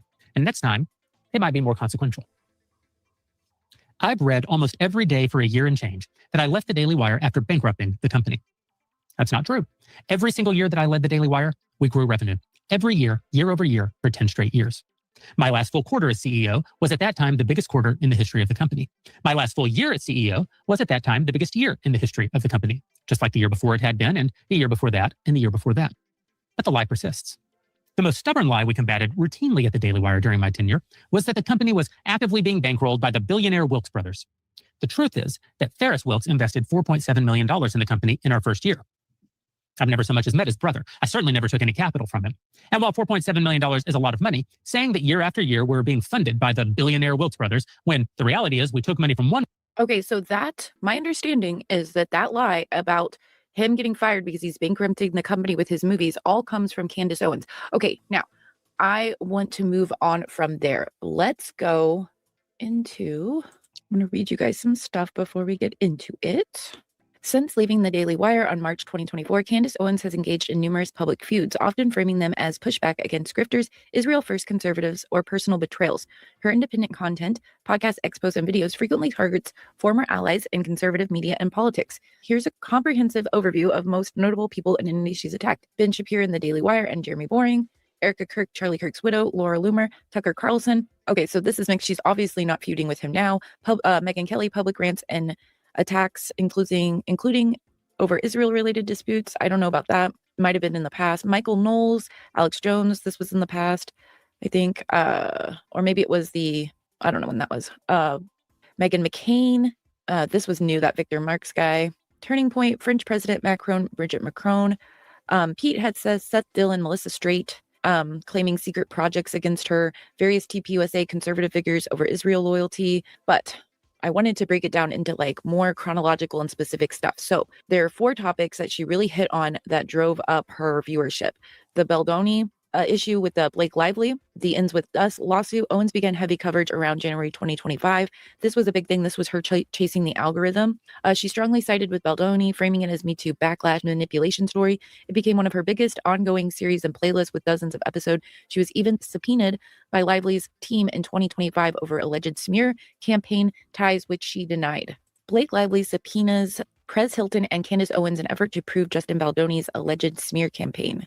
Blake Lively's lawyers are issuing subpoenas to content creators Prez Hilton, Candace Owens, Andy Signor in a quest to prove Justin Baldoni's alleged smear campaign. Owens, a divisive online commentator who has gained millions of views on her Lively videos, said in a statement obtained by People, "Given the fact that I have not received any subpoena yet, I appreciate Blake's team leaking this to TMZ to alert me to it. And of course, I have not the slightest idea of why I'm being subpoenaed, as I knew none of these parties when their respective lawsuits were filed, but stay tuned and I will let audiences know on my podcast." Okay, so what this was probably about was that during this time, they believed that people were being paid to smear her. Now, there was some pretty good evidence for some of the people. Now, with Candace Owens, she might have just saw this opportunity and jumped onto it. So I think that might be what that is talking about. Okay, the Brigitte Macron Becoming Bridget series, late February 2025, she launched the multi-part investigative series Becoming Brigitte with an introduction episode around January 31st, 2025. Okay, so also remember that this was the time she was still really flatlining. She was flatlining at the Daily Wire, and she was flatlining after she left the Daily Wire, meaning she wasn't gaining views or subscribers. Even though she had a lot and she was getting a lot of views from that, she wasn't growing. And it wasn't until she started this, which I guess she kind of began at the Daily Wire, but she started the series on it after she left there. That's when she started growing again really fast. Then she did the Harvey Weinstein interview series, right? Which was really controversial, which then led her to, remember, harassing and making up that giant conspiracy theory of about Jessica Reed Krause and her friend, and that they were, spies for Israel to spy on JFK and get blackmailed to use against him. And her and Ian Carroll pushed that against these poor women and made up like crazy stuff and like doxed their vehicles and all that we read in one of the series before this. Because we are going through the House and Habit series, we're not doing it on this episode, but we will be getting back to that soon. Okay, so that's just some of the stuff since she's went out on her own, which has also been very expensive for her because she keeps getting sued. So that is interesting. Now, I have a video on her husband getting arrested that we can watch and see what it says. And since Jeremy Boring confirmed it, I have no reason to believe he's lying about that. We know that it is actually true. So let's see some of the stuff she's been saying or whatever's in this video because I have not watched it yet. So Lara Luma has just exposed a picture of Candace Owens' husband in a mugshot.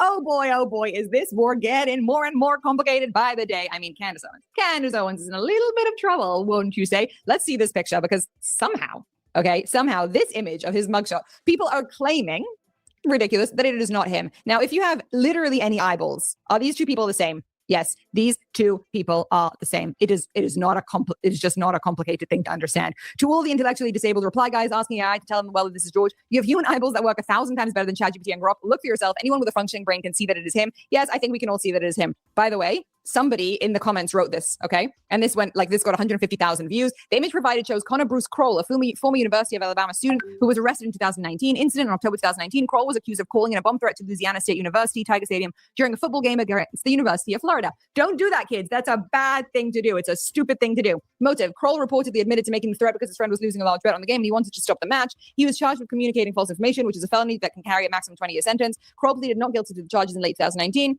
Okay, so she posted this woman, Christy Nichols, said, by the way, this is who Connor Bruce Kroll is. But it didn't take the internet sleuths very long to figure out that this is Connor Bruce Kroll.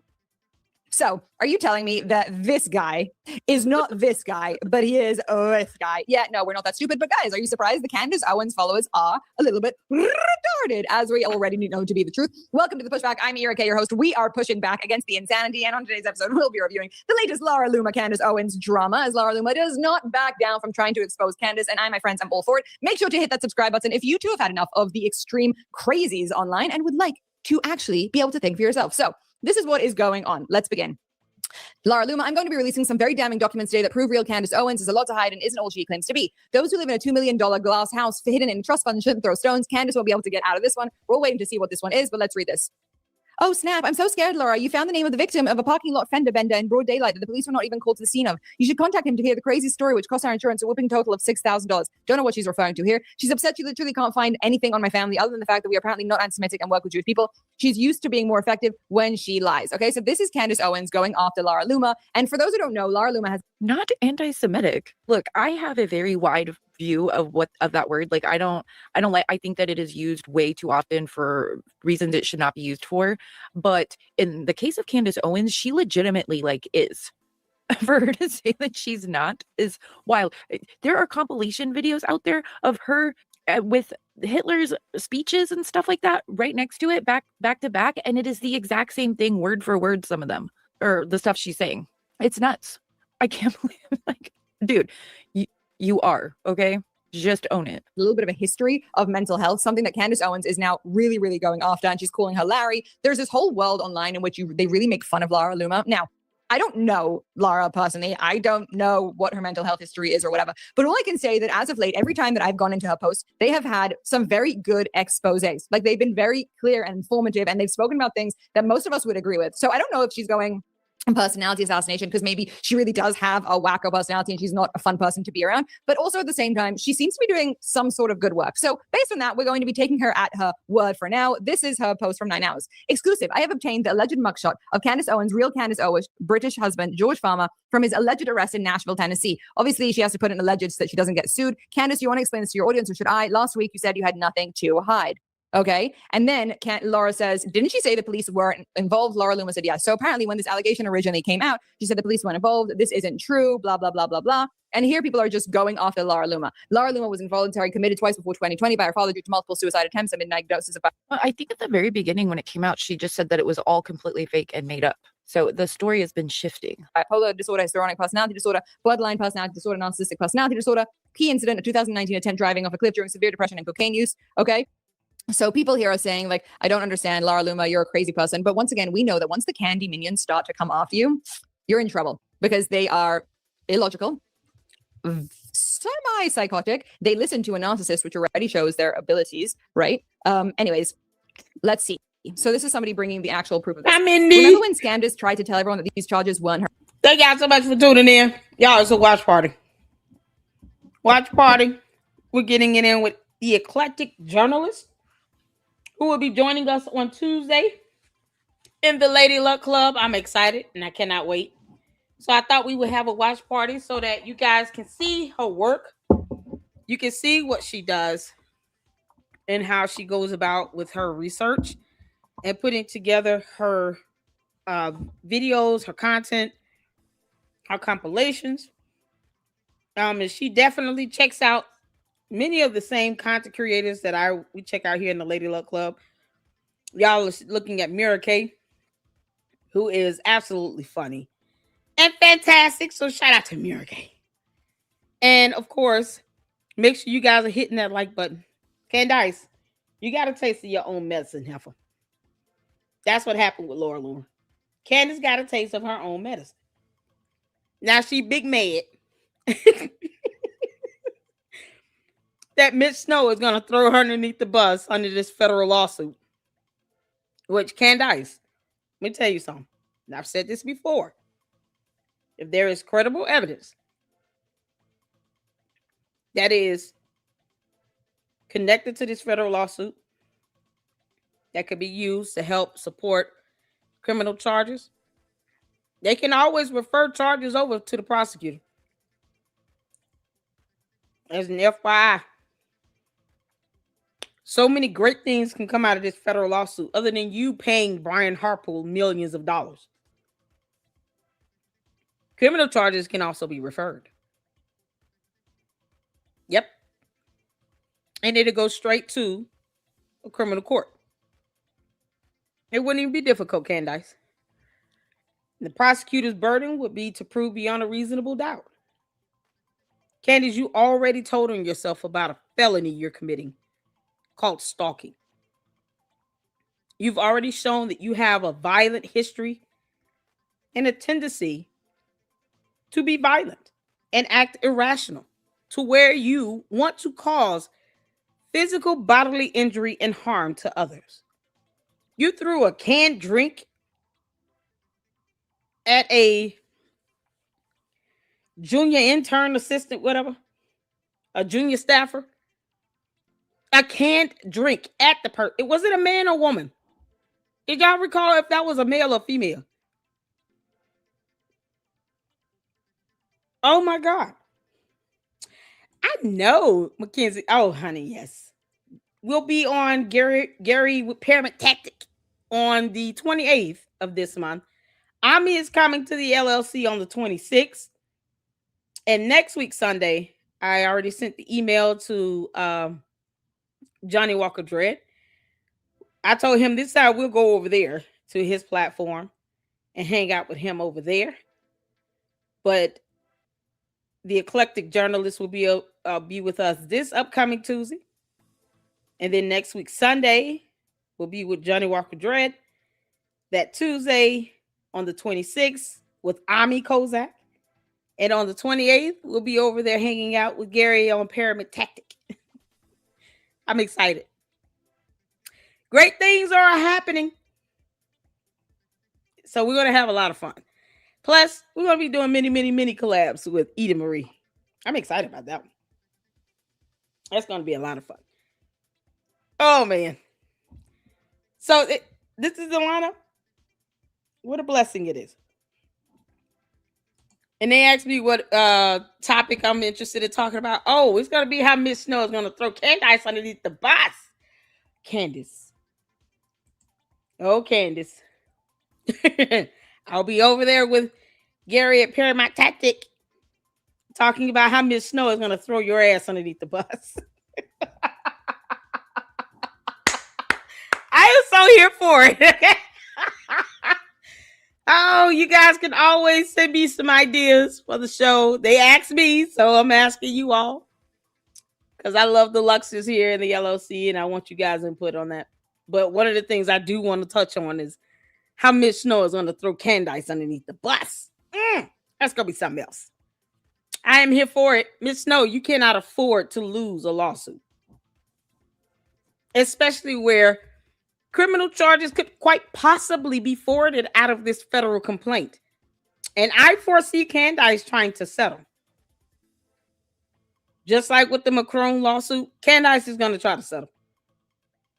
All this stalling and delaying tactic nonsense she's doing, because she knows she doesn't want discovery about her released to the public. And she knows we're going to get it. I say flat out, I'm going to report on everything that happens with this Macron lawsuit and the Brian Harper one. Oh, Candace. Girl, I got Pacer. You can't hide that federal lawsuit from me. We're here for it. We are here for this. Oh, man. Candace, I wouldn't be a good independent journalist if I did not pull the court documents from the federal lawsuit against you from Brian Harper. I would not be doing my due diligence. So I'm ready to stay on top of that. But this is something else, man. Oh, this is something else. Candace, you got it coming. Miss Snow, listen, thieves and liars have no loyalty. They're going to rat each other out all day. And he's going to sit there in court and wonder, why am I here? How did I get here? Oh, that's right. I agreed to go on this idiot show, Your Honor, and say that, you know, I saw these people. I don't know these people. Your Honor, I don't know who, you know, the Brian Harper guy and Erica Kirk. Those eyes are weird. You think I would want to behold those eyes more than once, Your Honor? I don't know these people. I said on the show that I wouldn't be able to recognize anyone aside from Charlie Kirk. He did say that. So she forced me to say that I saw Erica Kirk and Brian Harper. Yeah, I already see it coming. Hit the four of you see it coming. I see the great betrayal coming down the pipeline. It's coming hot and fresh, Candace.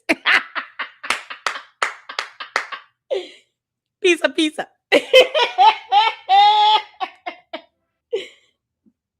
Miss Snow is going to deliver that betrayal like it's Little Caesar's hot, fresh pizza. Pizza. Yeah, I didn't know that's what she was wanting me to say. I had no idea. You can go to court. And to go in that district courtroom if you want to. Thank you, Diane. With that clown show. That judge will sit all of you down and your attorneys and dare you to make a mockery of their courtroom. Candace, you got it coming, girl. And you're not smart enough to see that. You're not smart enough to see the great betrayal coming down the pipeline. Pizza. Hot and fresh. Can we get a picture of Miss Snow?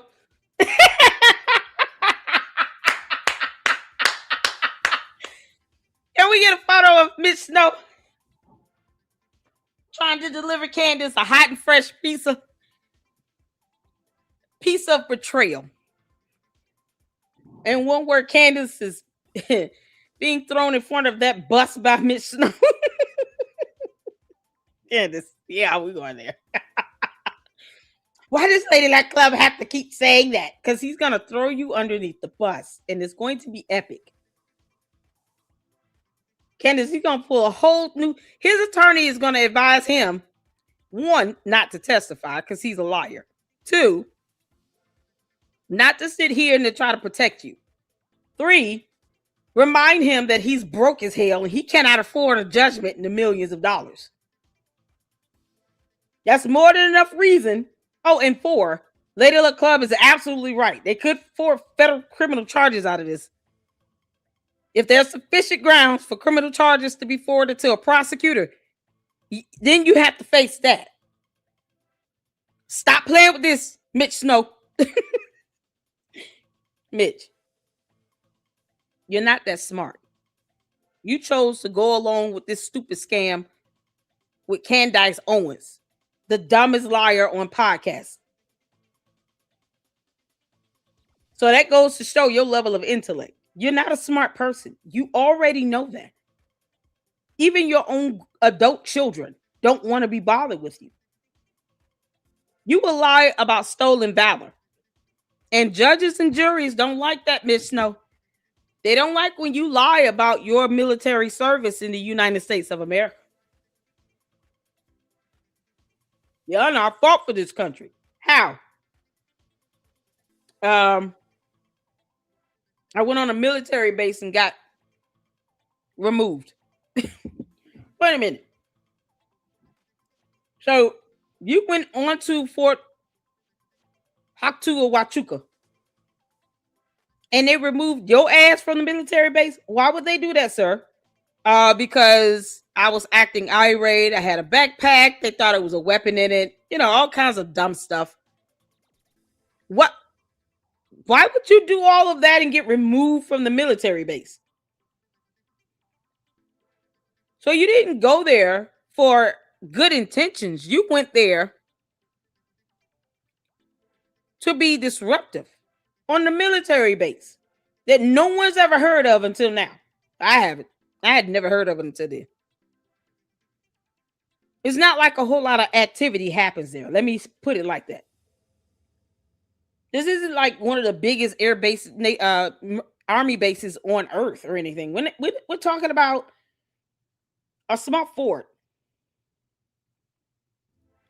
that has little activity. What goes on there? Who knows? And you got removed from the military base. Mitch Snow, you have to know that that will not sound good in court. They had to physically remove you off the base. And you still chose to go along with this BS with Candace Owens?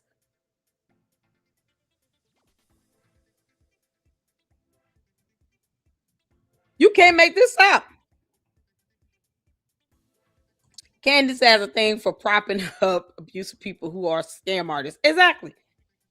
They're going to see that video of him hitting the car with a hammer, and his credibility will be destroyed in seconds. And then he raised the hammer to hit, at the time, his wife, while there's a minor child crying in the background. You think the judge and the jury are going to be happy to see that video, Mitch Snow? I'm trying to help you out, Miss Snow. Throw Candace underneath the bus, as you plan on doing, and tell her to kick rocks. Go in there and tell the truth that you knew that this was wrong. This was all a hoax. Candace Owens made it all up. And I fell for the okie doke because I was broke. I needed the money.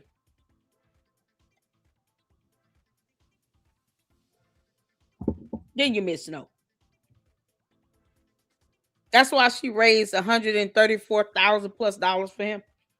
One save go now. And then he tried to play it off like, you know, I'm not going to take the money and cash it out. But now that he's being sued with a federal lawsuit, oh, he has no choice. He's going to need that and some. And guess what, Mitch Snow? I don't know if you know this. Candace Owens will not be giving you money to pay your attorney's fees or to pay your portion of any judgment issued against you. Oh, she's going to leave you high and dry financially. She allowed the promoter in Australia to go bankrupt. The man had to declare bankrupt. And her own cult members in Australia that bought tickets to go see her say words in a coliseum will not be getting refunds. I understand what you're dealing with, Mitch Snow. She's a scammer. She lies for millions and millions and millions of dollars. And how does she repay her own people? Yeah, no, I'm not getting any one of them, any refunds on these tickets. I don't care. I couldn't get my visa, blah, blah, blah. And the promoter filed insolvency. He had to declare bankrupt. He has no money because he was expecting to make that money back from Candace actually going out to the event. You think Candace is trying to look out for that promoter? Hell no. She could care less. And now he had to declare insolvency. That is how you will be, Mitch Snow. You will have to declare bankrupt. And guess what? That will not protect you from a federal judgment. No. Now, you can declare bankrupt all you want. What you will not be able to do is get out of paying for this judgment that will be issued against you in court. Even if you agree to a settlement, you can't just say, I'm bankrupt, I can't pay this judgment. No. Bankruptcies don't cover that. You're going to have to pay that regardless. So you'll be struggling and broke as hell. Probably on a forever payment plan. Trying to pay back attorneys and pay towards a judgment in the millions of dollars that you will not be able to afford. All because you played this dumb game with Candace Owens. You feel good about yourself, Miss Snow? Oh, this is going to be something else, you all. Miss Snow is going to flip. What can I do to get out of this? I will tell you all whatever you need to know.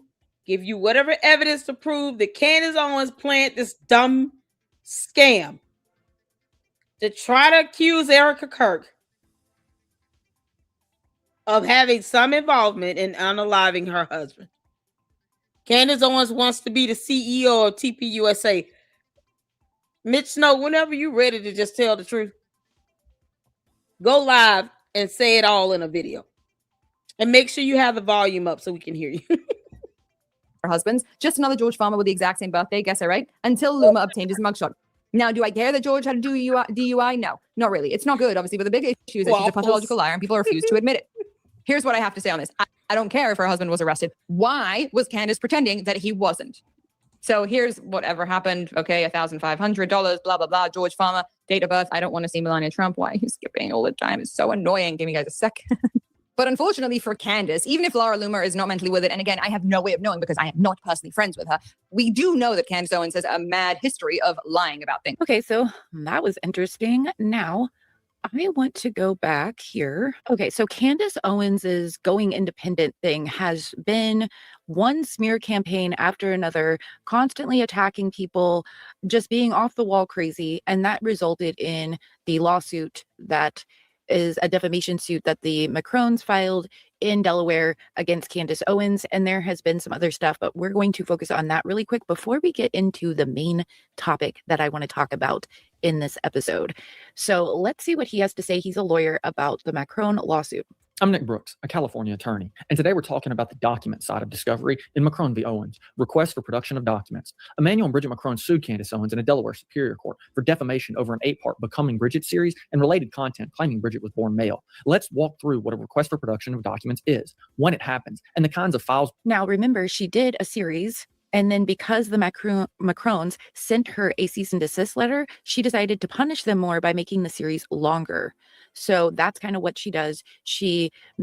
If you push back against her at all when she's attacking you, she then thinks you are deserved of more punishment. Both sides could be fighting over in this case. A very quick backdrop. The Macrones say Owens orchestrated a 200-plus page word campaign of global humiliation, turning conspiracy claims about Bridget's gender and their personal history into profit-driven content. They also say she ignored 3 detailed retraction letters attaching French civil records and kept escalating anyway. In that kind of defamation case, the paper trail and the digital trail, scripts, emails, analytics, bank records are everything. A request for production of documents is exactly what it sounds like. A written demand that the other side hand over relevant documents, electronically stored information, or other tangible things, or let you inspect and copy them. Think contracts, emails, direct messages, financial records, internal memorandums, video files, analytics dashboards, the hard evidence you use to prove or disprove what a complaint alleges. Unlike interrogatories, which ask questions, requests for production of documents go after the underlying receipts and often require a statement about what was produced and what wasn't and why. Timing-wise, document requests live in the main discovery phase. In Delaware civil practice, parties typically serve them after pleadings are set and the court issues a scheduling order related to discovery. The responding party usually has about 30 days to respond and produce, subject to objections and privilege issues. In Macron v. Owens, once discovery opens, you'd expect aggressive requests for production on both sides, from the Macrones targeting Owens' content operation and from Owens targeting the Macrones' damage and background files. If you're the Macrones, your first wave of requests is about exactly what Owens created and who she talked to. Sample requests for production in this case could look like this. 1. Provide all scripts, outlines, drafts, and show notes for any video, podcast, or social media post in which you reference Bridget Macron's alleged gender or related conspiracies. 2. provide all emails, text messages, and direct messages between you and any person concerning the planning, filming, or editing of content about Emmanuel or Bridget Macron. 3, provide all communications you receive from Emmanuel or Bridget Macron or their representatives, including retraction or demand letters relating to your statements about Bridget Macron's gender and any drafts of your responses. Those requests are aimed straight at intent. Who pitched the ideas, who warned her, and how the Becoming Bridget project actually came together behind the scenes. Next, the Macrons want the data and the money. Their complaint talks about a profit-driven campaign of global humiliation. So the obvious follow-up is, show us the numbers. Request for production. A profit-driven campaign of global humiliation for profit. Now, they will be able to tell that her audience and her views jumped up substantially when she started doing the Macron series. The Becoming a Man series. They'll be able to see that with the analytics and everything, because you can see it publicly. So, Production of documents might look like this. 1, provide all documents reflecting view counts, watch time, click-through rate, and the audience geography for any video or post mentioning Bridget Macron's alleged gender or related conspiracies, including platform analytics dashboards and exported reports. 2, provide all accounting records, invoices, sponsorship agreements, and payment statements reflecting revenue from advertising, brand deals, subscriptions, or merchandise tied to content referencing Emmanuel or Bridget Macron. 3, provide all documents sufficient to show gross and net revenue for your channels, shows, or podcasts for the period between March 1st, 2024 through July 31st, 2025. Producing that kind of material lets the Macrons tie alleged defamation to concrete reach and revenue instead of just vibes. Owens' team will send requests of their own, especially on prior litigation and the Macrons' damages story. In this case, sample defense side requests for production of documents could look like this. 1, provide all pleadings, judgments, and appellate decisions from any French or other proceedings concerning allegations about Bridget Macron's gender. 2, provide all documents reflecting interviews, press appearances, or official statements by Emmanuel or Bridget Macron addressing rumors about Bridget Macron's gender. 3, provide all documents supporting any category of economic damages you claim in this lawsuit, including lost speaking engagements, security costs, or business opportunities. Those productions give the defense ammunition to argue there was already a long public record on these rumors and to test whether the alleged financial harm lines up with the numbers. Big picture, requests for production in a case like Macron v. Owens are about the receipts, emails, drafts, analytics, and bank records that either back up or blow up the story in the complaint. They're how lawyers move from the he said, she said to here's what the documents show. And in a defamation case, that can be the difference between surviving a summary judgment motion and getting the case thrown out. If you found this video helpful, please hit like so more people see it. Before you go, tell me in the comments. Okay, so I found that interesting. And there's tons of stuff you can see about the Macron lawsuit, and we will probably get into just all the lawsuits as like one video in the future. Probably we'll see how it goes. But I want to get into the main topics. There was another scandal that broke out over another talent at the Daily Wire going on her own and going independent. And that would be Brett Cooper, who has very odd ties to Candace Owens. And it all happened very similar to the way that Candace Owens left and then built her independent platform. And I never really thought about this before, but I started thinking about it and looking into it a bit more, and I found some interesting stuff. So let me read to you about it first, like we always do. Okay, timeline and official story, December 2024 through January 2025. December 10th, 2024. So remember, Candace left in March. This was December. Brett announces on her YouTube channel that it's her last day hosting the comment section and working at the Daily Wire. She explicitly says, "It's not true that I'm being forced out. It was my own choice to leave," and she calls it bittersweet and praises her 3 years there. Early 2025, she launches the Brett Cooper Show, which was independent, and later signs on as a Fox News contributor and later interviews with Sean Ryan, etc. She frames the decision as personal, wanting creative control, better work-life balance, and feeling lost the previous summer while questioning her career path. No single blow-up moment, more like a slow realization that the Daily Wire contract no longer fit her life. Rumors exploded in the weeks before the announcement. Spats with Jeremy Boring over creative editorial direction, possible contract pay disputes, she was seen as underpaid relative to her growth, tension with her former best friend Maid of Honor, who became the new host of her old show, whispers that she was too friendly with Candace Owens, she liked post perceived sympathy on Israel-Gaza issues. Daily Wire and Brett both denied she was fired, but speculation created weeks of free media coverage and fan outrage. Candace immediately jumped in with multiple episodes, episode 120 right after the announcement and episode 138 later, defending Brett and accusing Boring of trying to bankrupt her via lawsuits on her way out, the exerting dominion over her personal life. Candace framed it as more evidence of Daily Wire's toxic control culture, exactly the same narrative she used about her own exit. The rumors about Brett Cooper's exit from the Daily Wire originated primarily from social media speculation in late November, early December 2024, before her official announcement on December 10th, 2024. They didn't come from one big leak. but built from a mix of observable clues, fan chatter, and online amplification. Main Spark, a smaller TikTok account. The earliest widespread claims of her being fired or in conflict started on a relatively small TikTok account. Now, this is really weird and interesting. It alleged that she had gotten into a dispute with Jeremy Boring, which could lead to her contract not being renewed. This quickly spread to X, Reddit, and conservative commentary circles. Fuel that kept the rumors growing. Producer Reagan Rorick filling in. Brett's longtime producer and former best friend Maid of Honor started hosting episodes more frequently. This looked to many like a soft replacement or grooming for takeover. After Brett left, Reagan became the new full-time host of the comments section, and Brett unfollowed her on Instagram and deleted old photos, which fans read as a falling out. Perceived creative contract tensions with Boring. Rumors of spats over editorial control, pay, and creative direction. Some claimed Brett wanted more money after her growth and wasn't getting it. Boring later addressed it publicly and even expressed that Brett had hurt his feelings by not defending Reagan more. Perceived sympathy for Candace Owens. Brett's relatively neutral or soft stance on Israel-Gaza issues, plus liking some posts or not fully aligning against Candace, was seen by some as the real trigger tying her to the earlier Owens drama. Ongoing chatter about the company financial pressures, layoffs, and losing big talent made an exit feel plausible. Okay, so this read to me very interesting when I started looking this up, and it almost felt like it was all planted to make things leading up to her announcing her departure more interesting and drama-filled. So I started trying to look up videos about this time period. Let me show you guys what I found. I haven't watched all of them completely, but let's see. What was the final straw? I mean, almost nobody would give that up. Yeah. And start from scratch. And that's why I respect you so much. Mm-hmm. No, it was terrifying. I had to, outside a conversation, because there's not this is a lot of thinking and praying and analyzing. And we looked at each other and we're just kind of like, are we basically willing to lose everything and start from scratch? Because again, we had, Alex had just started his own business. We had bought this farm that was like a stretch, but we really wanted it. And I was like, I could leave and it could backfire on me immediately. Nobody could care. Maybe I wouldn't make any money. Maybe I would have no anything. And I basically just had to decide, does that matter to me? And it didn't. And it worked. Yeah. But it wasn't because I was like, yeah. 1 million subs in 1 month when you launched your new. 1 million subs in 1 month. Okay, so I'm not going to play very much of his thing because I heard he likes to copy strike people. So hopefully that doesn't happen. Okay, after weeks of speculation, Brett Cooper, who commonly... Weeks of speculation. Why? Why was there? What was happening? You know what I'm saying? It's just weird that there was weeks of speculation, right?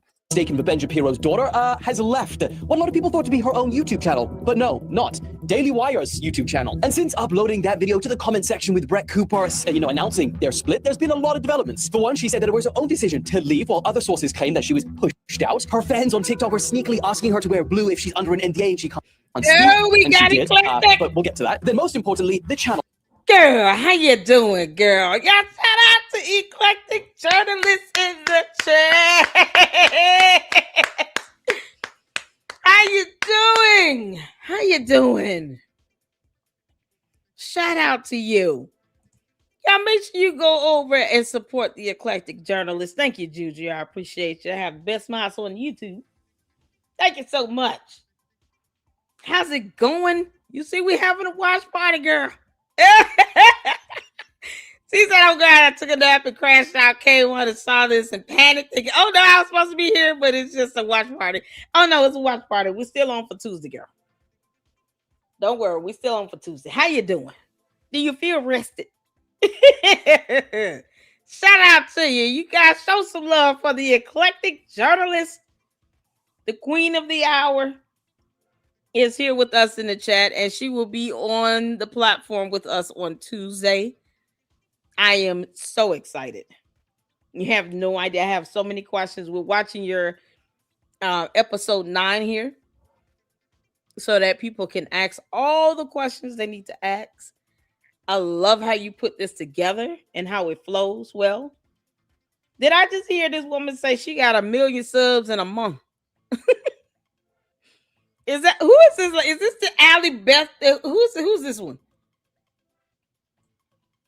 She said she got 1 million subs in a month. Brett Cooper. How did that happen?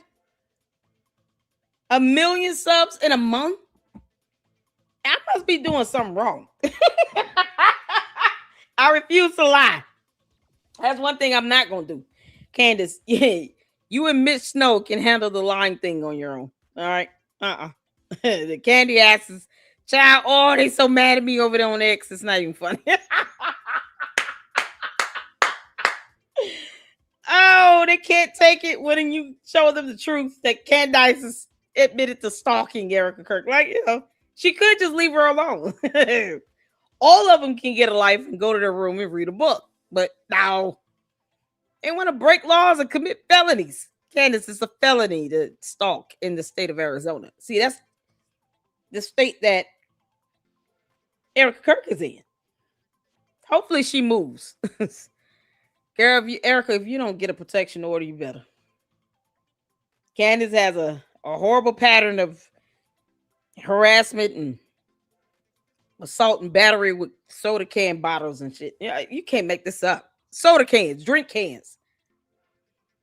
Oh my God. You know what? And that was the first time I saw that eclectic journalist. Shout out to you, girl. First time I ever heard her throwing something at anybody. A drink, a beverage can at someone. And they didn't call the police. Candace, you would have went to jail, girl. And I would have live streamed your walk of shame. I'll tell you right now. Are y'all gonna lock her up? Because I'm ready to go live. That girl would have went to jail messing with me. You kidding me? Did you just throw a can at me? I know this happened. Didn't throw no can at me. Nah, you going to jail. We'll play that. Oh, the eclectic journalist Candace would have went to jail. I pulled up the actual information on that and everything. She could have been charged with assault, battery, or both, and even aggravated assault, depending on the parameters. The object or substance used is deadly or dangerous. Yeah, that's aggravated assault.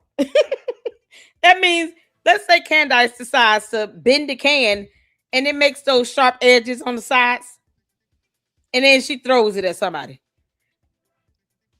That depending on what it hits and what it breaks and pierces, it could be deadly. You can't make this up. This girl threw a can at somebody. Oh, child. So when you have the propensity to be violent, and she has a history of being charged with harassment at 17, George has got a black eye. No one wants to explain that at all. He's used to getting DUIs. No. Candace, you don't throw a beverage can at somebody and think you're not supposed to go to jail. Next time you're going to jail. I don't care if I got to call the police. Screw that. If Candace Owens throws a beverage can at any of you all under the sound of my voice, email me and I will call the police for you. Don't be scared of her. Have her ass locked up. You can't make this up. Shout out to you, honey. Thank you for tuning in. Oh, what's going on, Jay? I see you up in here. Jay the Informer was here earlier. I think he was in the other live stream too. How did Brett Cooper? Hey, S5, how you doing? Hey, Angie. Susie Q up in here. I'm missing people. I'm sorry. How did this girl get 1 million views in a month? Can somebody tell me that? You can't make this up. What's going on, Patrina? I see you, girl. There's Jay. I see you. I see you. How you doing? Ooh, child. How did she get 1 million views in a month? Megan, shout out to my body. Maybe George didn't catch a can she threw at him. Yes, I caught it. I'm like, George, you know, her throwing a can at you, you got a black eye and all. That's assault. Aggravated assault. She could have poked you out. Are you gonna tell her what? What we doing? You just gonna take that abuse? God. I think she kicked him. She underestimated how strong his face was and broke her foot. Child, Candace really need to go to jail if she did that. Candace, I don't advocate for you to be beating no George, giving him black eyes. The hell wrong with you? And he's 6'2". According to that police report, he was 6'2", what, 180 some pounds or something? He's tall. Let's just say that. He at least 6'2". I don't know how much he weighed, but he tall. He tried to keep a police officer from getting out of a car. That's not the sign of somebody that's not used to fighting. Like, can you imagine him and Candace having an argument? And the next thing you know, he's rushing towards a vehicle trying to keep her from opening the door. If he did this, according to the actual police report from the DUI accident, Officer Garcia said he rushed towards the patrol car as if he was trying to prevent the driver door from being opened. That man, that is not his first time doing that. I want y'all to understand that. That seems like it's something innate in him. That is not the first time George Farmer has rushed towards the driver's side of a door to keep someone from getting out of the car. Because if you're bold enough to do that to a police patrol vehicle, to a police officer that has a weapon on them, understand that he has probably had to do that with Candace. George, you're not fooling over Dale body. Not me. George, you're not fooling mama. No, sir, you're not. You're not fooling mama at all. Lady Luck Club knows better.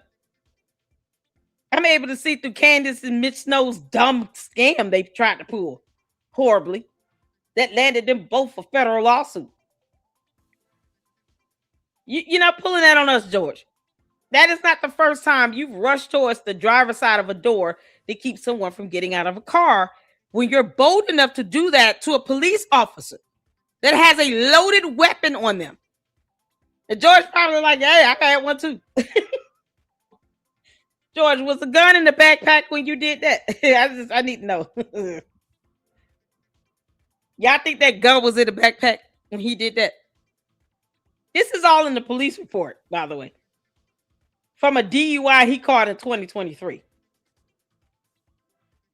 So I'm just wondering if the gun was actually in the backpack at that point.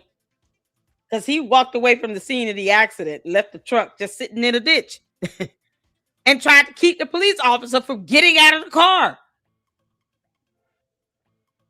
Police officer would have, if anybody else, the police officer would have tasered their asses. George walked away from that. He should be blessed God. I'm so glad this officer didn't get out and shoot me. You can't make this stuff up. Y'all know he's got to be, that is not his first time doing that.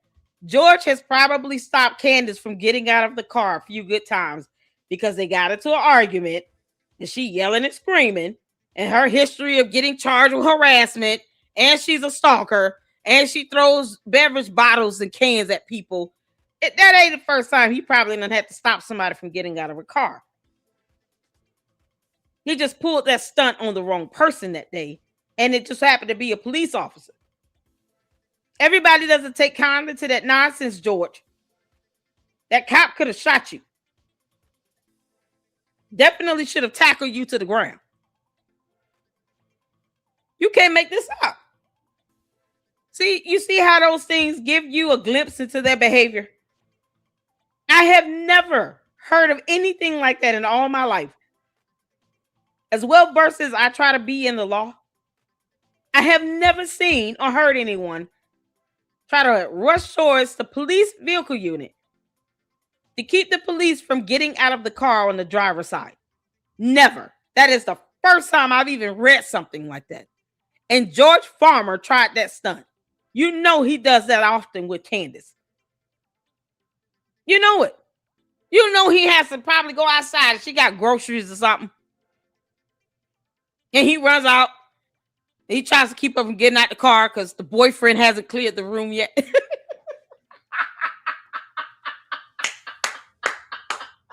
Wait, I thought you were being another hour, honey. Like, George, move away from the door. No. And he looking over his shoulder trying to see it. Did he clear the bush? No, he has not cleared the bush. What is taking you so long? Put your pants on.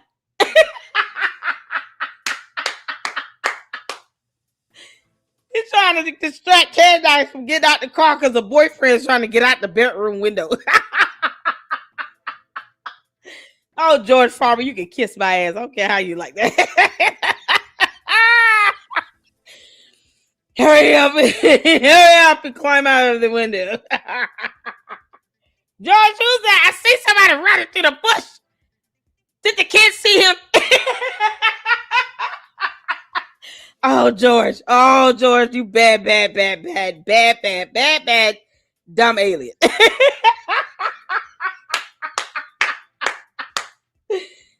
Oh, he's trying to keep Candace from getting out of the car. She said, all I did was go to Starbucks. Why are you holding me hostage in my vehicle? Did he clear the fence? Is he gone? Oh, man. If you're bold enough to do that to the police, that means you do that all the time to Candace. I'm telling you right now, that's not normal. I have never seen that. Have any of you all seen that? Have y'all ever seen someone trying to keep the police from getting out the car? Or rushing towards the police vehicle unit to keep the police inside the car? Have y'all ever seen that? I've never seen that. Y'all, he's trying to keep Candace in the car so she doesn't come in the house because she came back from her grocery store run too early. I thought you said it would be another 20 minutes. He's trying to lock the house down and everything. He realized, oh no, the automatic lock's not working. Let me run out and keep her in the car. Oh, good grief, Candace.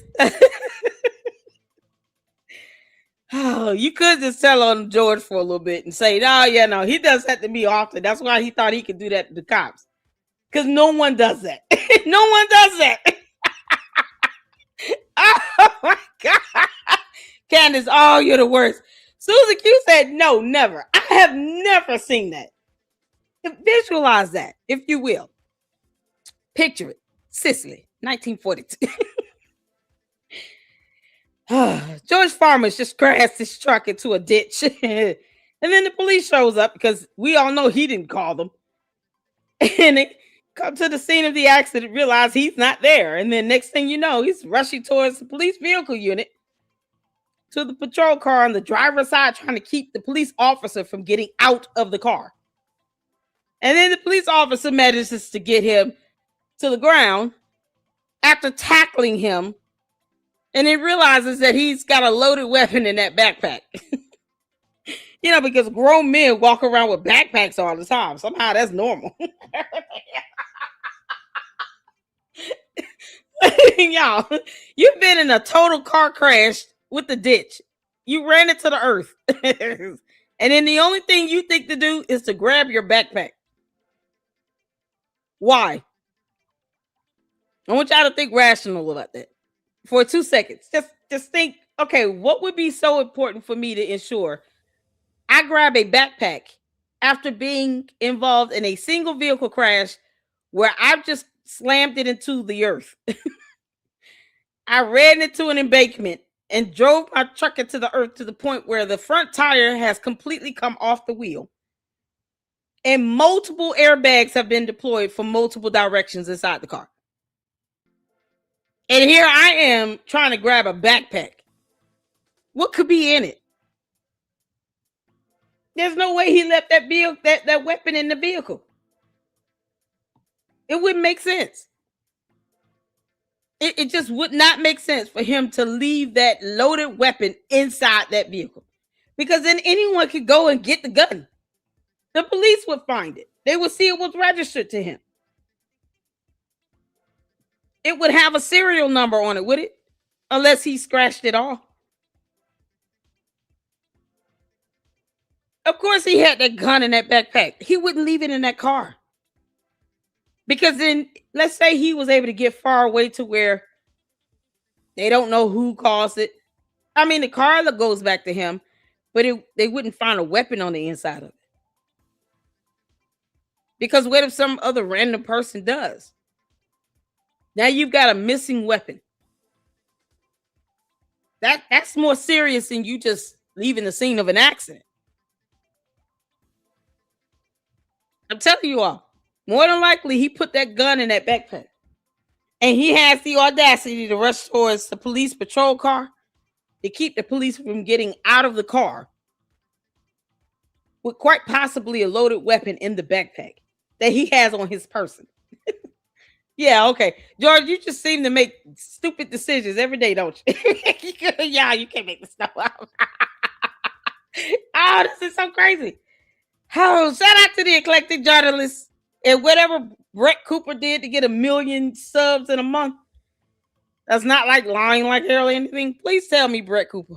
Commonly Weeks of speculation. Why? Why was there? What was happening? Like, you know what I'm saying? Like, it's just weird that there was weeks of speculation, right? mistaken for Ben Shapiro's daughter, has left what a lot of people thought to be her own YouTube channel. But no, not. Daily Wire's YouTube channel. And since uploading that video to the comment section with Brett Cooper, announcing their split, there's been a lot of developments. For one, she said that it was her own decision to leave, while other sources claim that she was pushed out. Her fans on TikTok were sneakily asking her to wear blue if she's under an NDA and she can't speak, and she did, but we'll get to that. Then most importantly, the channel with over 4.5 million subscribers called The Comment Section with Brett Cooper is now just called The Comment Section and is handed over to the Daily Wire. And Brett will be starting over from scratch. So, who's to blame? What's the real story? All of that and more. So, I don't know, let's get cracking.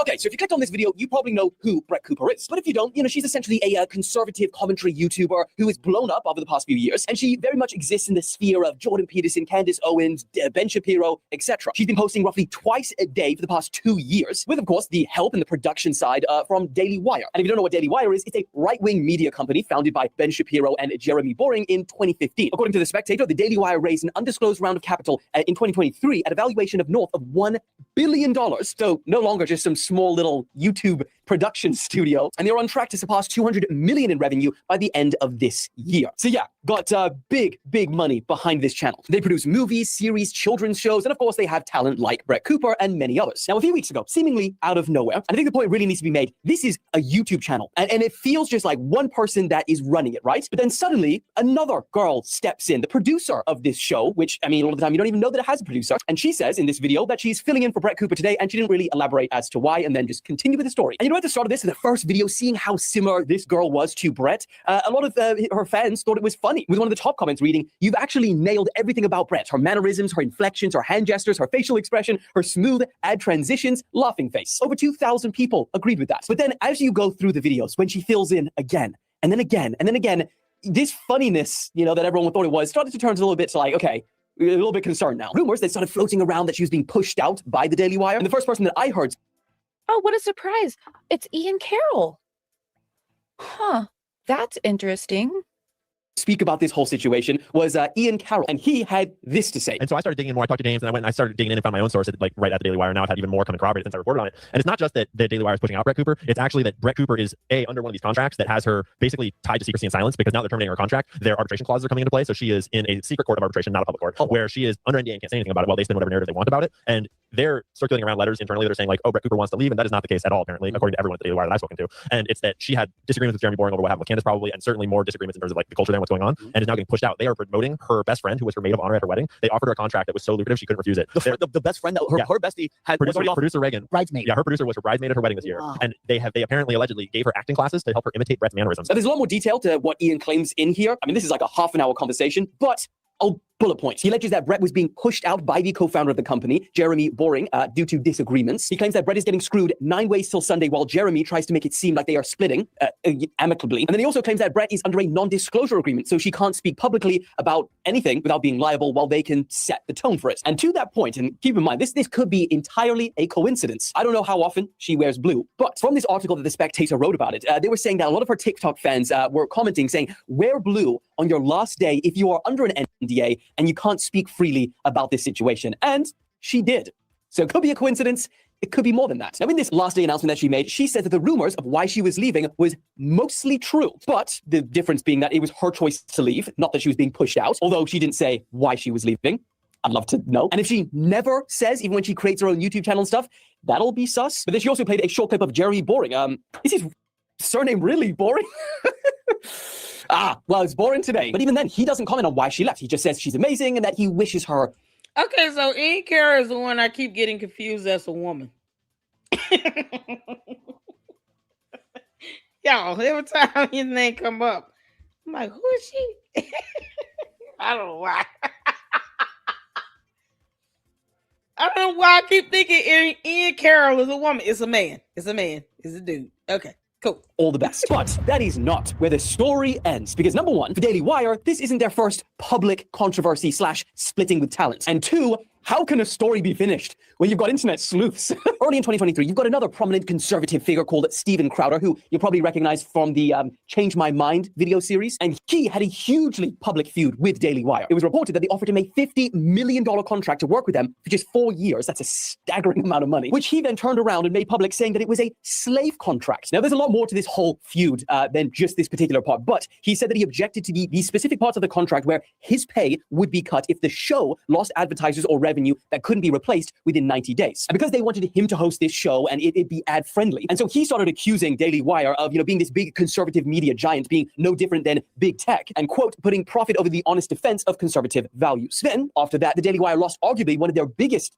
content creators at the time, Candace Owens. And this also turned pretty big, public, ugly after she and their co-founder, Ben Shapiro, got into a huge disagreement about her remarks on Israel and Jews. And now you've got Brett Cooper. But at least this time, it didn't get as ugly, at least publicly, as the last two. One of Brett's friends made a video about the whole situation, saying this. Regarding Daily Wire, how big and how long will you last at this company when you keep losing your biggest female content? Like the Daily Wire, it's quite literally a sausage fest over there. They smoke their cigars in their little circle and they chat and they have a key. You're the voice of conservative America and you're really trying to build this conglomerate that is like a Walt Disney. And Daily Wire just has these 4 white conservative men and they're branching out to get a black woman gone, to get a white Gen Z girl gone. It's like, what are y'all doing? How are you this big of like a conservative leader and conservative like entertainment industry, but you keep losing the people's trust? I remember when I said the story's not over when you got internet sleuths. Well, this is what I mean, because Brett Cooper's fans went to her Instagram and found that, she deleted these wedding pictures of her and the girl that has now replaced her. And that she also has unfollowed her. And she also apparently unfollowed the Daily Wire accounts and Jeremy Boring. However, she continues to follow other Daily Wire hosts. But I mean, hey, what that represents, all just speculation at this point. And until she drops a video, why I left Daily Wire, we don't know. But here is a point that I've been waiting for someone else to make about this whole situation, but I just haven't seen yet. YouTube and social media in general has come in and it has really changed and transformed the media landscape. 20 years ago, if you wanted to do what someone like Brett Cooper does, you would more than likely have to, climb the corporate ladders of these media companies like Fox or CNN, and you would just pray to be lucky enough to be given a chance to host a show. And if you do, great, but you don't own any of the intellectual property of what you're creating. Heck, I know from personal experience, seeing some of these contracts from old traditional media, you sign your rights away for almost everything, your face, your voice, your likeness, and then they can take that and essentially transform it into whatever they want. And just like what we saw even with like Steven Crowder's contracts, you're not 100% free to say whatever you want. There's always stipulations in the contracts. And then worst case scenario, which happens quite a lot. We've seen it with Tucker Carlson. We've seen it now with Brett Cooper. We saw it with Candace Owens. And plenty more. If the day comes where, you decide to part ways or they decide to part ways with you, that show that you've essentially been the face of and built up, obviously with their help, not yours, entirely theirs. Because at the end of the day, you are just an employee making a product for them. But then YouTube came along and destroyed that structure of having to work underneath a media company and just be the talent. And it ushered in this new era, the one that we're living in now, the era where you're not just the talent, you're the owner. And for the individual creating the content, ownership is so important. And so I have no idea why. Yeah, let me tell y'all something. YouTube is stupid. Here's why. Let's say you become the owner of your own platform, right? Because you're the talent and all. And then you get hit with a false copyright strike. They go to court talking about YouTube is not a court. We're not a judge or jury, blah, blah, blah. But when you get hit with a false copyright strike, you filing a counterclaim initiates a legal process. If YouTube is not a court, why does filing a counter? This is after you've been hit with the copyright strike. and they actually take down your video without giving you the opportunity to first make a defense, an argument, before they take down the video. Before they demonetize it or take it down, they do not give you an opportunity to address the copyright strike itself. First and foremost. So when you do file a counter, their policy and guidelines is set up to act as if it is a court of law, initiating a legal process that should never occur on its platform. I should be able to file a counter and defend why my video should not be just taken down without me being able to give a rebuttal, without it starting a legal process. But somehow that's how that works here on YouTube. People lose revenue in the meantime, and you don't recover that. So if your video is taken down and is down for what? All of, let's say 11 business days. Let's say you get the copyright strike. You immediately file a counter. The person that filed the strike, they have 10 business days to actually take you to court, because your counter initiates a legal process. You have to give up all your legal information. You're not your channel name, your real legal first and last name, address, all that stuff. Because if the person decides to take you to court, they would need that information from YouTube. Why? When YouTube is not a court. It's not a justice system. So why would they need that?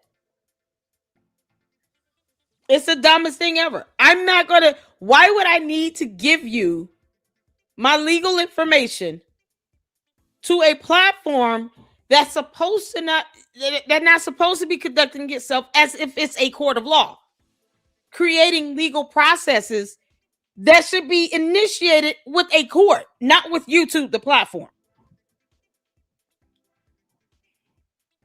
But you take my video down and it's down for 10 business days. And guess what? You get zero revenue generated on it. And let's say the person does not take you to court and your video goes back up. You don't recover that lost revenue.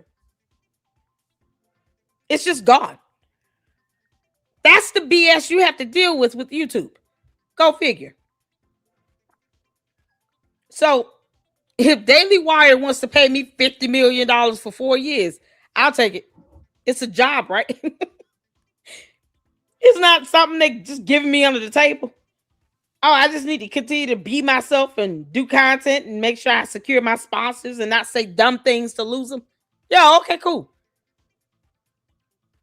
I'm not political or anything, but whatever.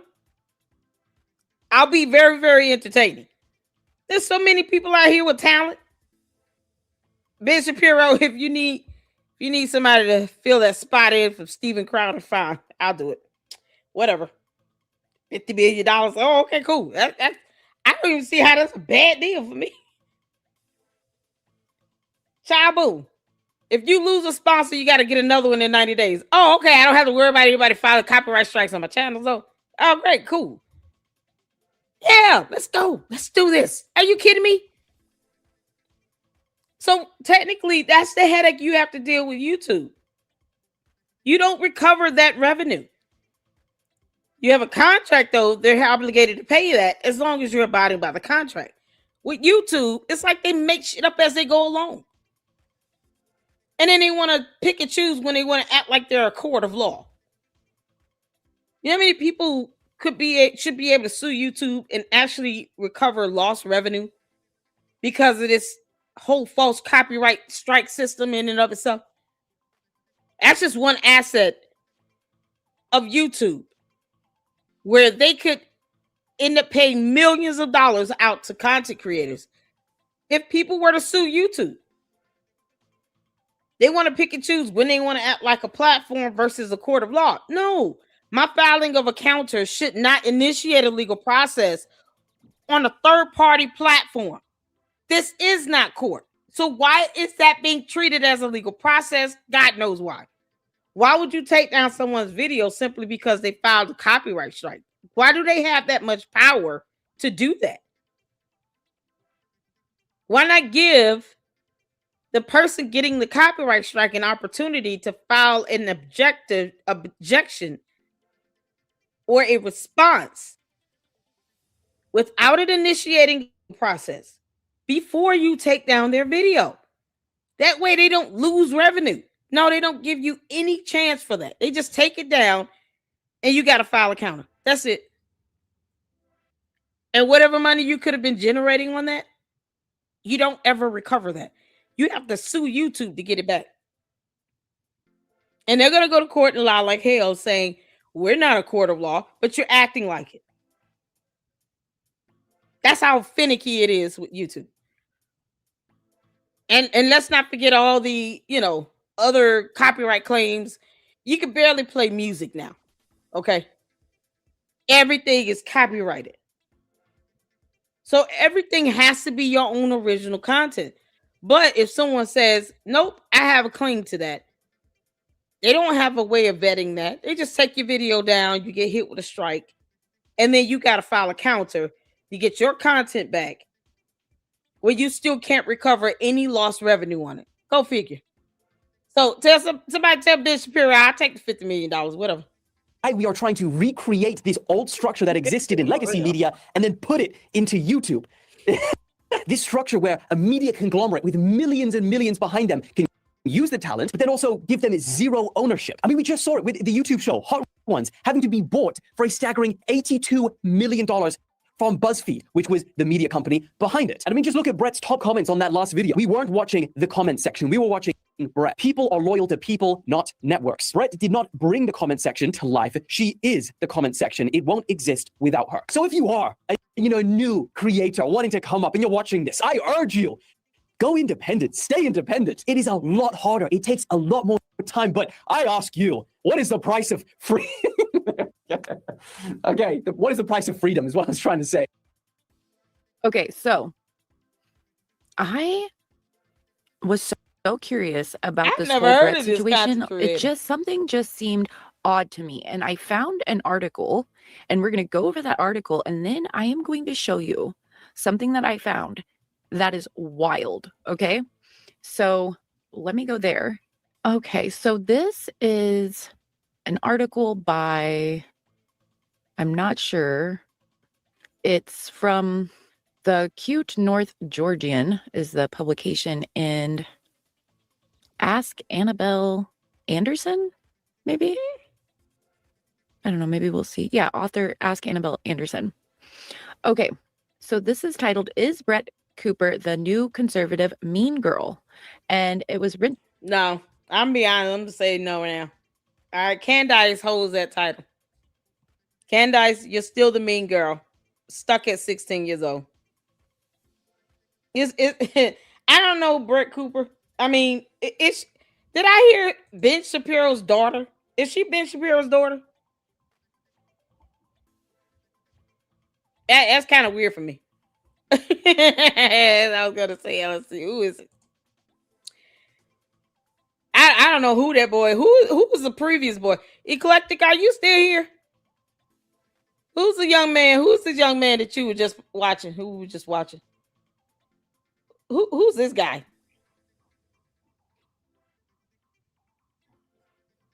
And look at this, but is that the Grinch? This is Candyland. Is it Candy Canes or something? That must have been Christmas. Yeah, that looks like the Grinch. Why am I just not seeing this?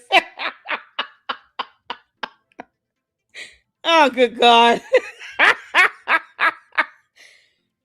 Oh, she said, I don't know any of these people. Eclectic Jonathan said, I don't know any of these people. Oh, girl. Oh, that's super funny. Okay, cool. I don't know who he is.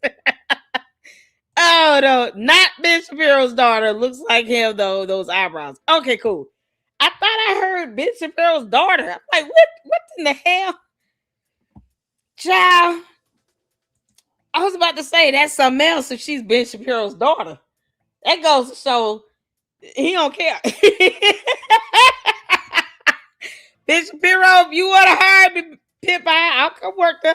I'm not changing my apolitical views though, but whatever. It will be fun and interesting. We'll get Edie Marie up in there. We'll be doing our skits like Mad TV style, y'all. Now listen, I enjoy laughter, okay? It reverses the aging process, releases endorphins, your muscles get a good exercise. Laughter is good for the soul. Amen. It just is. You can't beat it. All right. So you don't have to worry about that. Are we laughing? We gonna laugh the whole time. Here to offer some comedy up in here. I think that's it. Just switch it up and put some fresh people up in there. Bring in a little more comedy. I don't have to talk about politics at all. Candace is just a mean alien. For me to put my foot on her neck, don't have to be political. Look at God. Won't he do it? So we don't know who this young man is. And obviously Brett Cooper is not Miss Shapiro's daughter. I'm gonna fast forward a little bit. I think this goes over what's happening with Brett Cooper and stuff. I mean, is that how she knows Candace? I thought they had a headbutting session. I'm gonna skip forward just a little bit. And you guys can always check this out on this is still talking about Brett Cooper. You guys can always check this out over on the Eclectic Journalist channel. I recommend it. But I'm just going to skip forward a little bit for the sake of brevity because we do have another live scheduled tonight on one of the episodes with Candace. It's hard for me to listen to that damn girl. But what, Candace, why are you bothering the White House? God, I hope they lock her ass up for that. All right, y'all. Viciously silent as her friend is engulfed. And engulfed is the right word. I've watched numerous hostile YouTube videos, read hundreds of comments where people spread baseless rumors about Reagan. The sexist attacks question her chastity, circulate unflattering AI images of her with smeared mascara, and unleash every kind of vitriol the internet throws at women it deems vulnerable. The Timu Brett comment. One of Cooper's most influential allies, Candace Owens, a former podcast host for the Daily Wire, publicly commented on Brett Cooper Reagan Conrad drama. Owens amplified a YouTube comment that referred to Reagan as Timu Brett and appeared to suggest in her typical "I'm just asking questions" fashion. Candace, why are you going after this woman? She's just doing her job. They wanted her to fill in for Brett Cooper. She did. The end. Why are you calling her the Timu Brett Cooper? She don't look like her at all. What are you talking about? Why attack her as opposed to the person that made the decision for her to take Brett's spot? You know, because you're a clown. Candace, you're the one that said you were an alien. Okay. We went with that. Yeah, shout out to Adam. He sent that alien photo.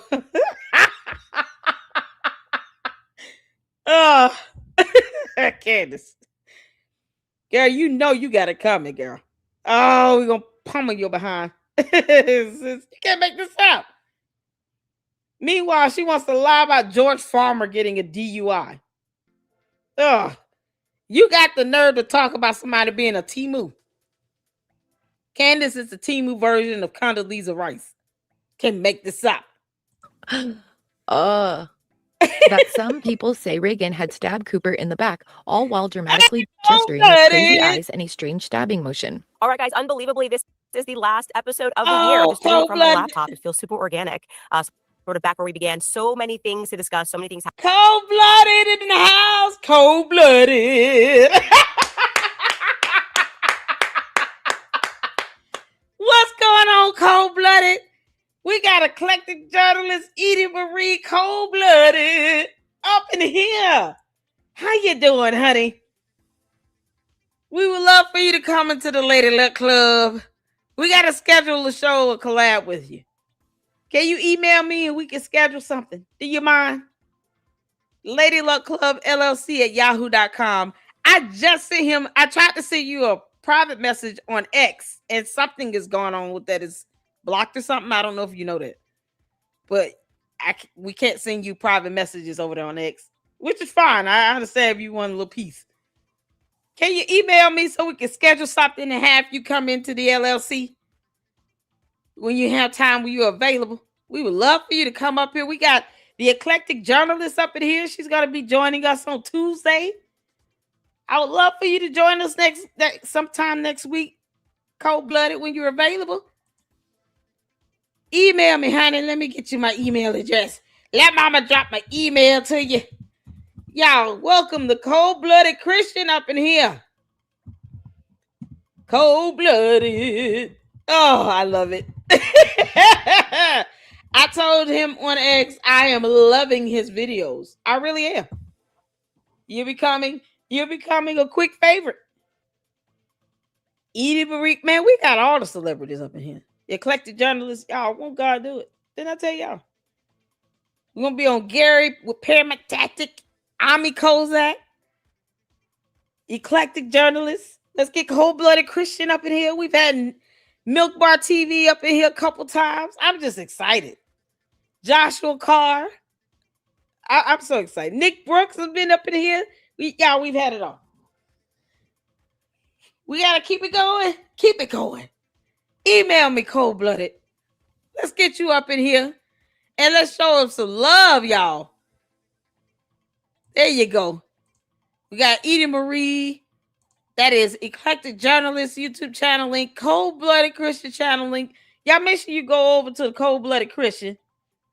Let's get him monetized. Go show him your love and support. Subscribe and hit that like button. Email me, honey, so we can get you up in here and have a collab with you. That would be fantastic. If you're up to it, we would love it. It'd be an honor. Cold-blooded. Y'all, shout out to you. I got it now. Thank you. I will email you tonight. Awesome. Y'all, welcome him in. Welcome him in. Show him some love. Mackenzie, that woman Candace had on Elizabeth Lane is the one who writes Erica is psycho novels on X. What? Oh, Lord. Candace, you resorted to having podcast shows with your cult members now? Because you know everybody else is going to question you. Girl, that's so lame of you. Candace, you're really proving that you're a cult leader. And now you will only talk to the people who worship the ground you walk on. Candace, you and the devil are both a liar. You understand me? Y'all, shout out to the cold-blooded Christian up in here. Edie Marie, Eclectic journalist. Cold-blooded. Cold-blooded, if you don't know about the Eclectic journalist, that's whose video we're watching. She's another fantastic content creator. Shout out to you, y'all. That's how it's supposed to be, YouTube community. Everybody showing everybody some love, getting some support. I'm just honored. I'm just honored. Mama's just honored and happy right now. I'm on cloud 9. Shout out to you all. I appreciate it. What's going on, Team Mimi? How you doing, honey? Oh, man. Celebrity scares. Let me tell you something, honey. No one cares that she thinks she can say what she wants to say. I just don't want her to punk down when she gets hit with a lawsuit. Do you understand me? And what she does not have the right to do is stalk her. She also said that. She admitted to stalking Erica Kirk. That's a felony. You understand? You do not have the right to violate the law. Why would she want Erica Kirk to live rent-free in her head 24/7? That's called obsession. Very demonic, if you ask me. I think that's evil and demonic. Candace, you're a demon. I said it. I've been saying it. Just like I've been saying Erica Kirk should get a protection order against Candace Owens. I've been saying that for months. 6 months. 6 months. I've been saying that. There is nothing anyone can say or do to me for me to admit in a video on a public platform that I am watching and listening to everything they do and say, and that I have sources and direct contacts living in their residential building. The devil is a liar. There is not enough you can say or do to get me to stalk someone and break the law and admit to it. And of course, the cult members are going to pretend like nothing was said because they only believe their cult leader. I'm not here to change your mind about anything. Candy, the cult members come into my chat at their own peril. Y'all, we don't block them. I want them to keep on coming in here at your own peril. Please let that happen.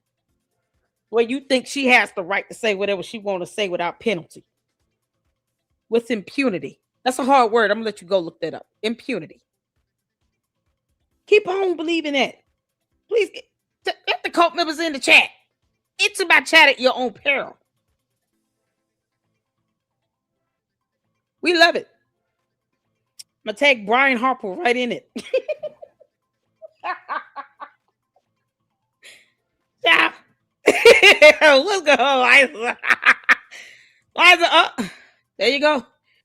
Candace doesn't have the right to demand answers for people she's a nothing, and if you don't give it to her, Candace really thinks she has a right to do what she's doing, where she breaks the law. She doesn't care. They don't, honey. They don't send me into a rage. I let them leave comments here. This is how y'all have to do this for all content creators with these cult members. Don't try to convince them of anything any differently. That they have a hive mentality, they're brainwashed, and they're only going to believe what the cult leader tells them. My goal isn't trying to convince cult members to believe whatever opposite of what the cult leader tells them. They're just going to copy and paste whatever she says, and then they're going to try to justify it. Don't try to convince them of anything. Let them enter your chat at their own peril. And then when it's all said and done, send it over to Brian Harper and his attorneys. And let that be that. Can we bless God and hit amen? Hit the 4 in the chat. Shout out to the cult members that keep coming in my chat at their own peril. We here for it. That's how it's done. Oh, hit the 4. Demons are gonna demon, just like their leader. There you go. Oh, see, that's a good way to put it. Y'all hit the 4. Amen. Demons are gonna demon. We're not here to change the mind of cult members. If you try to do that, you will spend too much time in your life trying to change someone the way they think. We're not here for that. We put out the information. If they decide they want to respond to it, that's on them. But I'm not trying to convince them of anything. Enter my chat at your own peril. I give this disclaimer at the beginning of every live stream, every time we talk about Candace. Candace, because we know they're gonna come. They don't like my rebuttal. I don't care. They don't pay my bills either. Why won't the cult members send me a bunch of supers? That's what I would love to know. They can sit here and help Mitch Snow raise $139,000. Oh, where the cult members at when it's time for them to hit a super chat? Hit a super chat. If you're going to see it and say something dumb, at least send $7,000 my way. I'm still waiting on this 7K payout they keep saying I'm gonna get. Yo, you want me to get 7,000? Why add another 0 to that? We can think about it. Child, that does not insult me at all. You're getting paid 7K. When is the check coming? What you mean? Someone wants to give me $7,000? When? I wanna line up for this. When am I getting the $7,000 payout? The cult members keep lying to me, cold-blooded.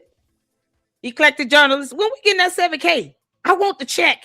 Where's my money? They act like that's hurt my feelings. What? That does not hurt my feelings. I'm sitting here like, give me the money. What do you mean? Give me the money. I'm still going to talk about Candace and I'm still going to put my foot on her neck. She's a dumb demonic alien. What are we talking about? And I'm still going to keep my foot on her neck. With $7,000 in my pocket. Give me the money. They act like we can't use that 7K will go towards rent, groceries, get my kids some clothes or something. Child, boo. Might take them out of town to Florida. We'll go to Universal Studios. Kids, we're going to Universal Studios. I got big boys too, so you know they can eat. They're like grown men. They take down groceries. Whatever. Somebody wants to send me $7,000. Oh, okay. Is that going to be through Cash App or Zelle? You kidding me? That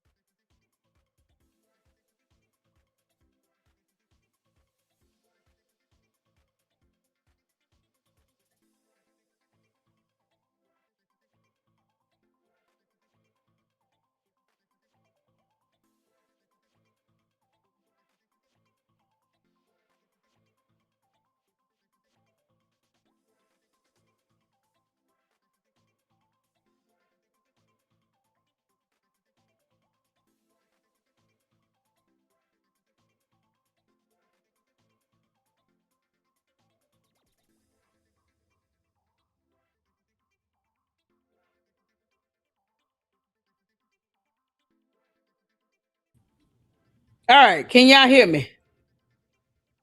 Hit the 4 if you can hear me. Hit the 4 if you can hear me.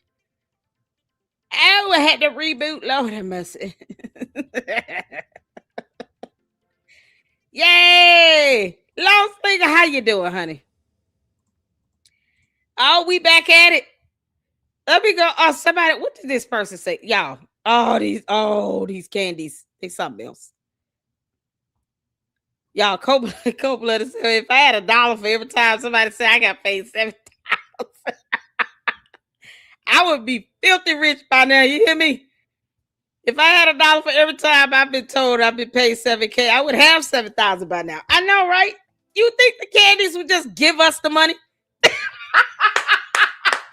They raised $134,000 for Mitch Snow.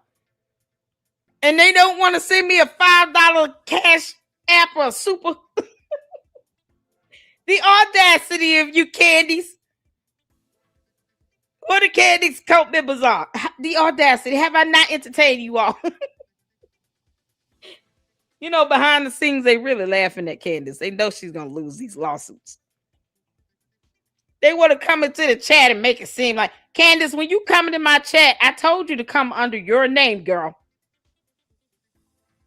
That sounds just like Candace leaving that comment talking about she got 4 kids. What is having 4 kids? I got 2 kids, ain't it? What is having 4 kids? Where this comment at? Because we got to talk about this. Celebrity scares. Is that you, Candace? Candace, when you come into my chat, come in your real name. Don't be sneaking it in my chat. Come under your real name. What do you mean? Candace has 4 kids, though. So like Megyn Kelly said, she shouldn't be criticized. Y'all know they trolling. Oh, celebrity scares. No, I can't stand Megyn Kelly. Megyn Kelly ain't nobody.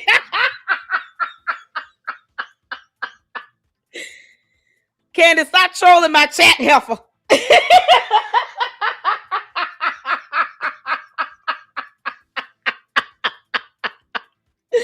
Oh, good grief. Megyn Kelly has no say-so. No, Megyn Kelly has no power over here. You think I care about Megyn Kelly saying anything? Y'all see how stupid this is. Candace, stop trolling my chat and say something intelligent. Start with the letter A. You're going to tell us what you've learned. Apple. Candace, you got to do better than this. You understand me? Until proven otherwise, this is Candace trolling me underneath another name. Girl, if you don't get these bots upgraded, you better. Stop being cheap. Candace is so cheap. How you gonna have all these bots and be this cheap, girl? Bye.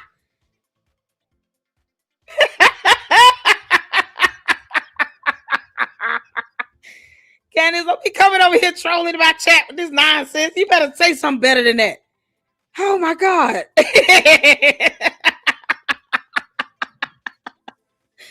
Oh, Lord have mercy. All right, Laurie. Good to see you, honey. You doing all right? Get back to your study guide, girl. Making us all proud. Shout out to Laurie. Getting her education on. It's imperative. Oh, man. They're talking about Candace got 4 kids. Wow, if she had 6 kids, what would be the issue with that? What would it is?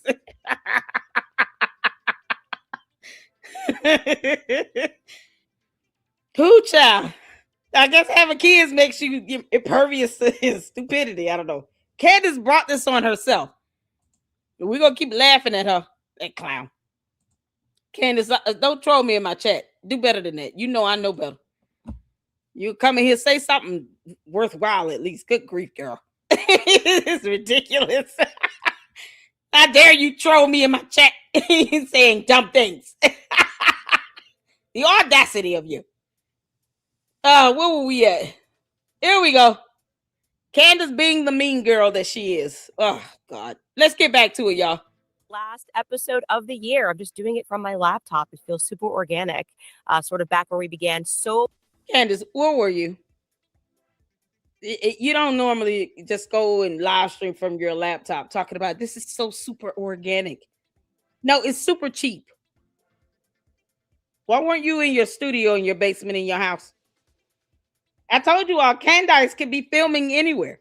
Candace, go to court. You have court in June. Next month, you have court, Candace. Stop stalling with the Macron lawsuit and go to court. 1 p.m. Eastern Standard Time, not Utah time.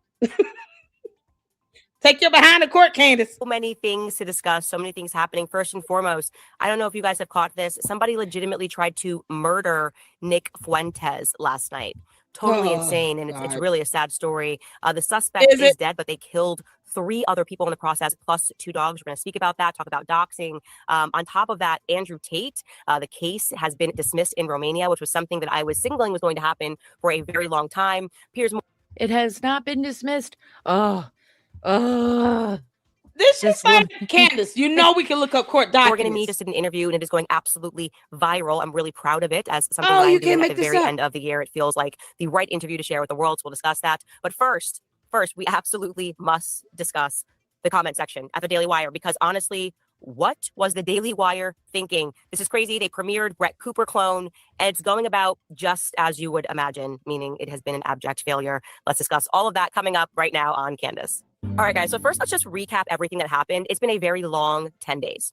10 days ago, Brett Cooper announced in a somewhat emotionally strained video, I think that's putting it lightly, that she was leaving the Daily Wire. It was actually her and the CEO of Daily Wire, Jeremy Boring, in this combo video. Let's just reflect on that. Take a listen. Hey guys, some of you have heard the rumors online, and the rumors are mostly true. Today, December 10th, will be my last. Her best friend and maid of honor, which ton of wedding video. It seems like That's they were not being me, held y'all. hostage potentially by their lawyers. But as far as splits go, it was handled professionally. But then there was a ton of innuendo. And I should say, by the way, this innuendo was leading up to the moment of the split. People were suggesting that actually Brett Cooper had gotten knifed by her best friend and maid of honor, which, by the way, fact checked true. It was indeed her maid of honor that was announced to be taking over the comment section, a young woman named Reagan Conrad. And the internet was very upset about this, but there was no confirmation. Candace, why are you putting these people out here like this? Why? If you're only doing this for your cult members to go after these people. Why? Why are you worried about what's going on with these girls? Let them live their lives. You should be worried about this federal lawsuit you got hit with. Candace, you have court June 22nd, 1 p.m. Eastern Standard Time, on your dumb motion to dismiss that you still refuse to tell your cult members about. June 22nd at 1 p.m. Eastern Standard Time, Candace, not Utah time. Eastern Standard Time.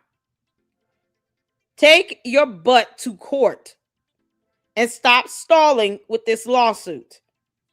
Yeah, she's going to settle. Okay. Candace doesn't want discovery about her to get out. Now we know that this Battery Lane Trust is a thing with 2 properties valued at millions of dollars in it. She doesn't want them to pierce that trust. Candace, go to court. Go to court. You talk about you want to be sued because you want subpoena power when you have no idea of that concept or how that works. We all know it. Stop stalling. It's been over a year since they filed the initial complaint. Why does it take you so long to go to court? You feel like you have, all the evidence in the world against the Macrons. They filed their initial filing on July 23rd of last year. Candace, it's May 16th, the year of our Lord 2026. Go to court. Why is it taking you so long to have the hearing on your motion? You and your attorneys filed this motion to dismiss. Y'all filed this. This wasn't done by the Macrons. This was done by Candace's and her attorneys and her team. They filed the motion to dismiss. Why would they do that if they actually feel like they have a good case? Why file a motion to dismiss, Candace?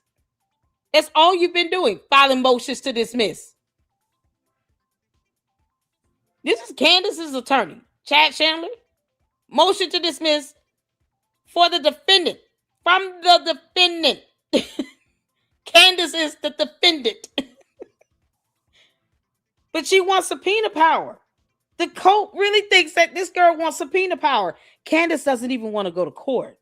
And yet, she has to talk about things like this to keep her mind off of the fact that she's going to end up probably settling because she doesn't want discovery about her to get released to the public.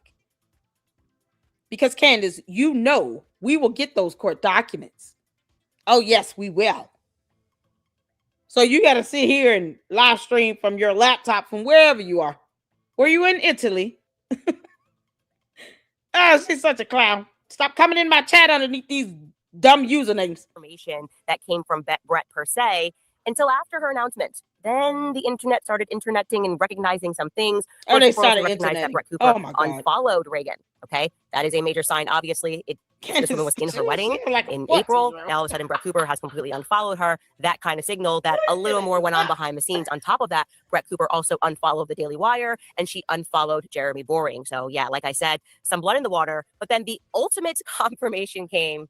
The mother of all bombs. And when I say mother, I mean the mother of Brett Cooper. Some internet sleuths had noticed that Brett Cooper's mom, a woman named Diane Cooper, was liking some interesting posts. And I'm going to read you which post it was that she liked on Instagram. It was a comment that was being directed to Reagan. It reads, "No matter how many acting classes you take or watch Brett's old videos, you will never be Brett. It's sad that you took the money and snubbed your best friend. I hope the amount of money DW offered was worth your friendship with Brett. You lost a good one." So yeah, a little bit of drama went down. Moms don't hold back at all on the internet. And if this is how it went down, obviously you can imagine you're a mom. It's the big day. Your daughter's getting married. She's next to her best friend, somebody you think is her best friend, Reagan, whatever, walking down the aisle next to her. And then all of a sudden, completely stabbed in the back. Completely crazy. But it turned out that really, if you think about it, it didn't really matter whether or not it happened if everyone was going to move on from it. Celebrity, aka Candace. You didn't drop out of college to change the world. Why go back and lie and say you have 2 degrees? What are those degrees? Candace, you say you have 2 degrees. I'm going to keep saying you're Candace until you prove otherwise. That means you have to prove to me who you are. Where are those 2 degrees at? You said you have one in journalism and one in English. I've covered the videos where you said those words. I'll let you go back and look at your own videos. I'm not in the mood. Oh, the candy asses is so lazy. They're so lazy. Candace, why would you lie and say you have 2 degrees? You were asking a Q&A from someone in the audience during one of your pre-recorded, pre-scripted shows. Can you clarify the mix up with the degrees and all? You know what you said? I went back and I finished up and I have 2 degrees. People shouldn't believe what they see on Wikipedia. So why don't you show those 2 degrees? You say you have one in journalism and one in English. Show them. Why not post those degrees on your wall? Post them up. Let us see the degrees. There's nothing as far as PII that can be released on it. Show the degrees. Show the degrees. 2 degrees, journalism and English. That's what you said. That's what you need to show. Until you do that, the rest of this, I'm going to take it slowly because we don't take cult members seriously over here. You're not changing any world. You've somehow made $50 million off of lying. Show those 2 degrees. We'll be waiting for that evidence. Until then, I could care less about anything else you say. You understand? I don't. And I'm going to keep my foot on your neck, girl. Can't make this up. Man, poor Erica. She is out here in these media and internet streets getting trifled with by every grifter. God bless her. I know he will protect her. Of course. Of course. Absolutely. Susie Q, she doesn't have them. Lying is all she does. Exactly. Candace said she has 2 degrees. And every time her cult members ask her, what is she lied about? She lied about having 2 degrees. They don't ever respond to that. Because they know they obsess over her videos. They know she said more than once she has 2 degrees. And she claimed that in 2 separate videos. I'm waiting for her to post the degrees up. So according to Candace, she went back to school and got 2 degrees. 2 4-year degrees. Candace says she has 2 degrees. Where are those degrees? Why won't she produce evidence? And here's the thing. the cult members can't make up their mind on what they want to believe. You have some that will actually say, yes, she did say that, and she doesn't have to show them. You have some that says, no, she never said that. She dropped out in her 3rd year. The cult members can't even agree on that, even though she has said it twice in 2 different videos. So where are those degrees? Where's the evidence on it? Post the degrees up, Candace. Your own cult members are saying you don't have a degree, Candace, and they're saying that you dropped out in your 3rd year to change the world. Your own cult members are saying this, Candace. Not us. We're going by what you said, Candace.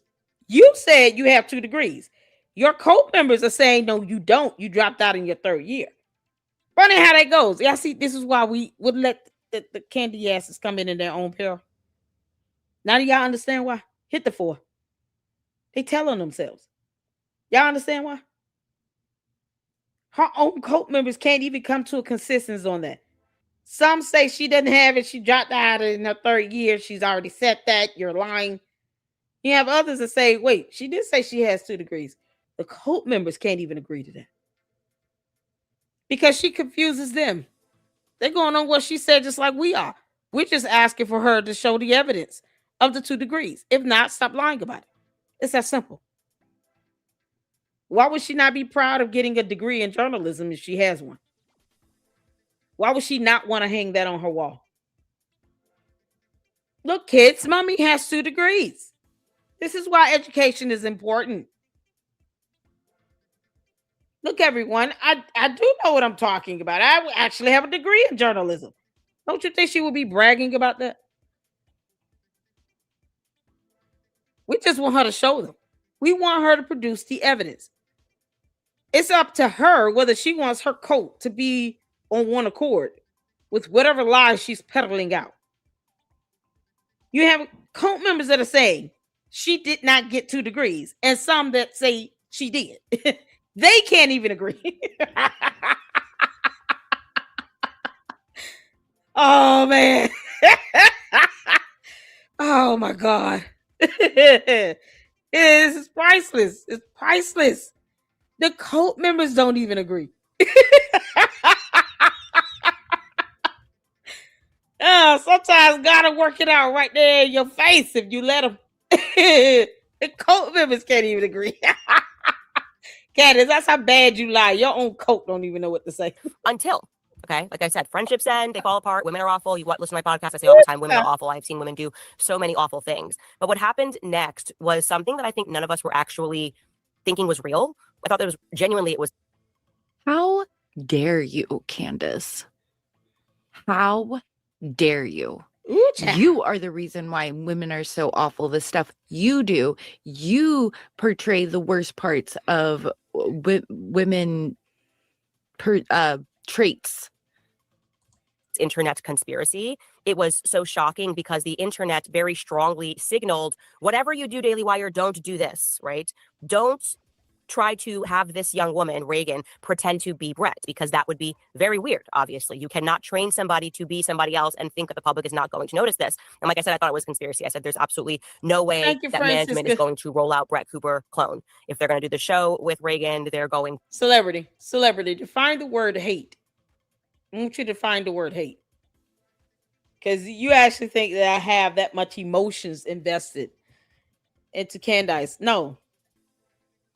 If anything, she's a criminal. she's stalking someone. That's a felony. Define the word hate. You don't have to have emotions to hear the words come out of her mouth and for her to admit she's breaking the law by stalking someone. That has nothing to do with love or hate. It's irrelevant. In the court of law, judges and the jury won't care about how you believe someone is loving or hating somebody. They're going to order her to pay millions of dollars to the Macrons and Brian Harper. I want you to define the word hate. Because if you can't conquer that, I certainly cannot have any conversation about what you perceive to be hate. Nope. We go by definitions of terms here in the Lady Luck Club. Words matter. Define the word hate. And then holler at me, honey. Define the word hate. We don't do emotions and all that here. That stuff don't work on me. You understand? Candace does not pay my bills. I owe her nothing. So define the word hate, and then come back. Let me know if you understand what the definition of the word hate is. It's not about love or hate. Candace is being sued. One of them being a federal lawsuit. She will lose because you're more focused on hate when you should be focused on the law. She's also stalking someone and committing a felony. You have no quarrels with that? And yet you keep talking about her 4 kids while you forget about Charlie Kirk's 2 kids that he has with Erica Kirk. You don't need emotions to be able to state the facts. Emotions are irrelevant. Hate has nothing to do with the facts. Candace admitted to stalking this woman. So you can not care about the felony being committed in that, or the fact that she's being sued in 2 different courts of law. But it doesn't change the fact that she's going to lose. And that defamation is not protected free speech. You see, more laws you should be familiar with. While you want to conjure up thoughts like this, dealing with hate, learn the law. You understand? You got to learn the law. You guys just hate Candace because she and George have amazing chemistry and are America's power couple. Candace. Candace.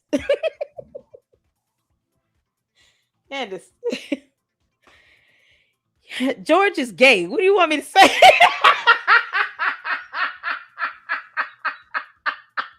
Who would be jealous of George?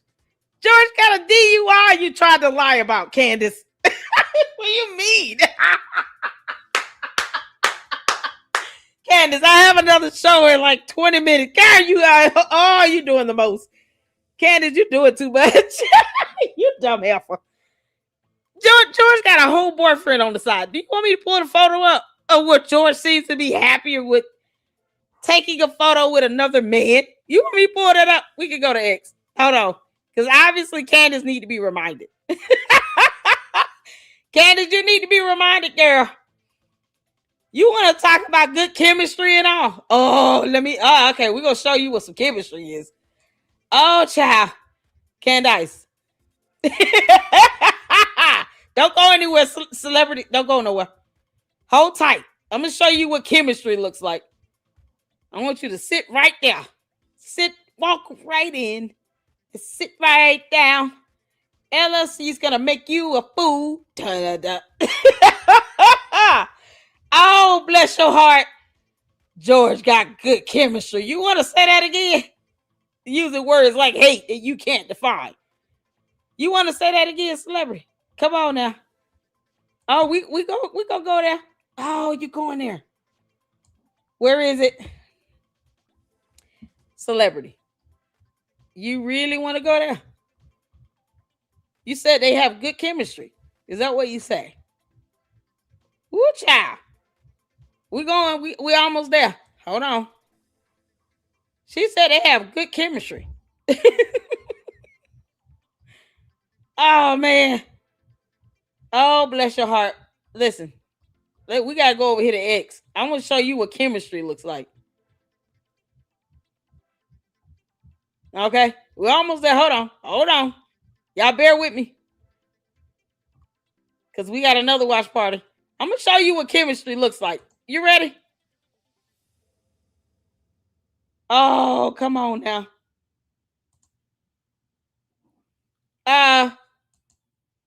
Celebrity. Hey guys, it's me, Samantha.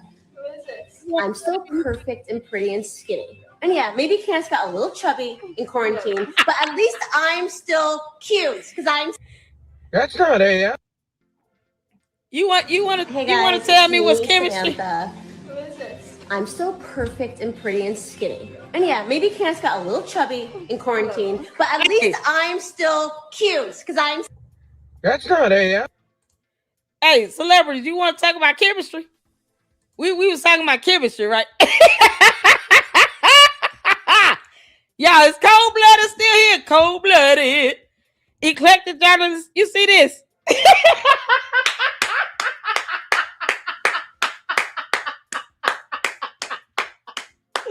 Celebrity said they got good chemistry. Oh, okay.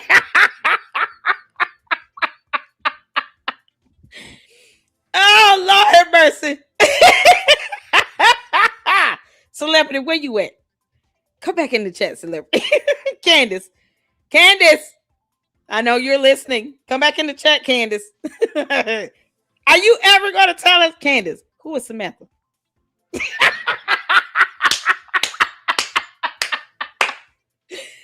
Oh, Candace. Candace,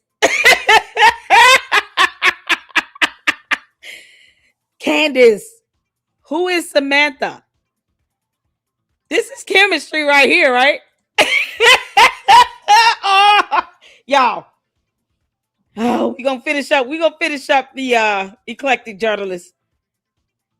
We're gonna have to do a separate when you come up on Tuesday, we'll finish up the video, okay, eclectic journalist. Because we got another watch party at 6:00. My mind's keeping me on track here. Candace, celebrity Candace. Who is Samantha? This is this chemistry is something else. I'm so perfect and pretty and skinny. And yeah, maybe Candace got a little chubby in quarantine, but at least I'm still cute because I'm. That's not AI. That's not AI at all. Hey guys, it's me, Samantha. I'm so perfect and pretty and skinny. And yeah, maybe Candace got a little chubby in quarantine, but at least I'm still cute because I'm. That's not AI. That's certainly not AI. Hey guys. Candace, who is Samantha? Who this woman, Hoppo? Who this woman? Hoppo. Celebrity Candace. Come here. Hoppo. Who this woman?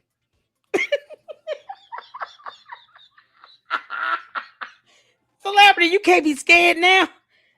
Come here, celebrity. Come here. I need you to ask your cult leader a question. Go to Candace, right? Candace. Lady Luck Club said, Hoppo, who this woman?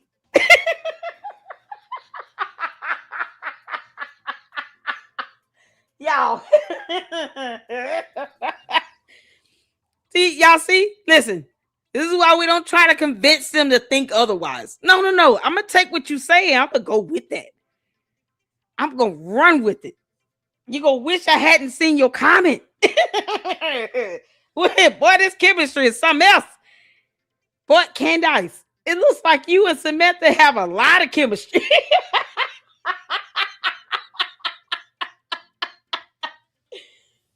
Candace, you and Samantha's chemistry is on point. Yeah, she is practically licking your face, girl. What kind of chemistry is this? Y'all, oh Lord. You know, Michael B. Jordan or Idris Elba can do this to me, and I would be cool with that. Or Army. He's so cute. I wish another woman would try to come this close to me and do this to me. What are you get off of me? What are you doing? Candace. Guys, it's me, Samantha.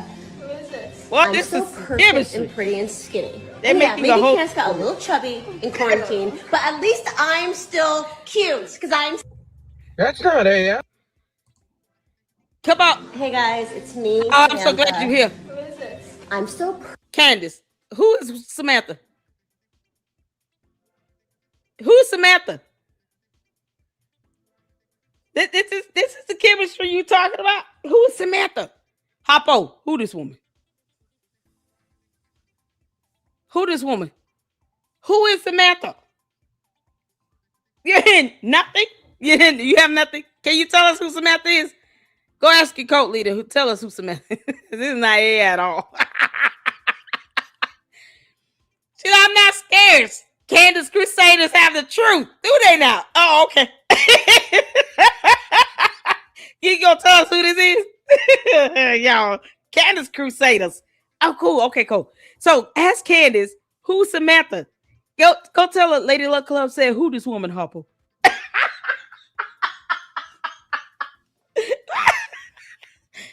this woman? Hoppo. Who this woman?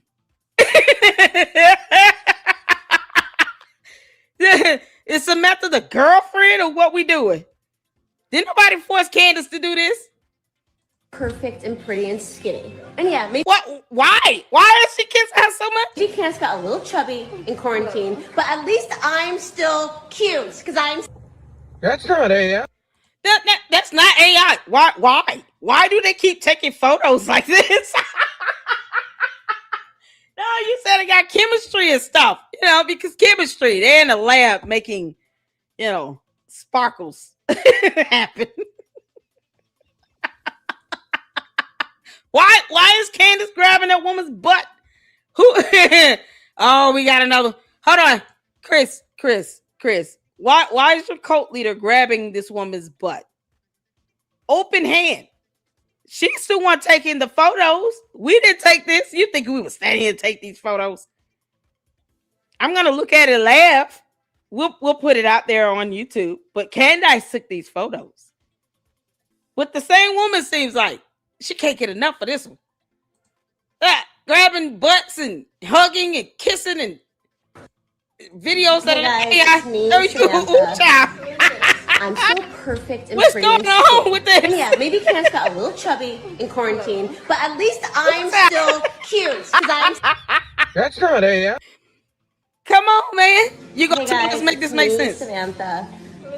She's I'm just so a friend. perfect and pretty and skinny. And yeah, maybe Candace got a little chubby in quarantine, but at least I'm still. Candace, is she a friend like once a week type of thing, or she's like a friend you can have in the same room with George type of friend? What are you talking about?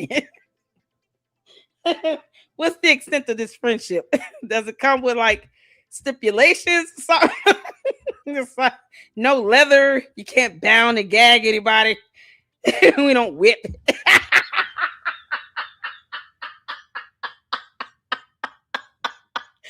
Candace, how far does this friendship go? Why? Hold on. Why would you ever press up against this woman like this? And you're pregnant. There's a baby in there.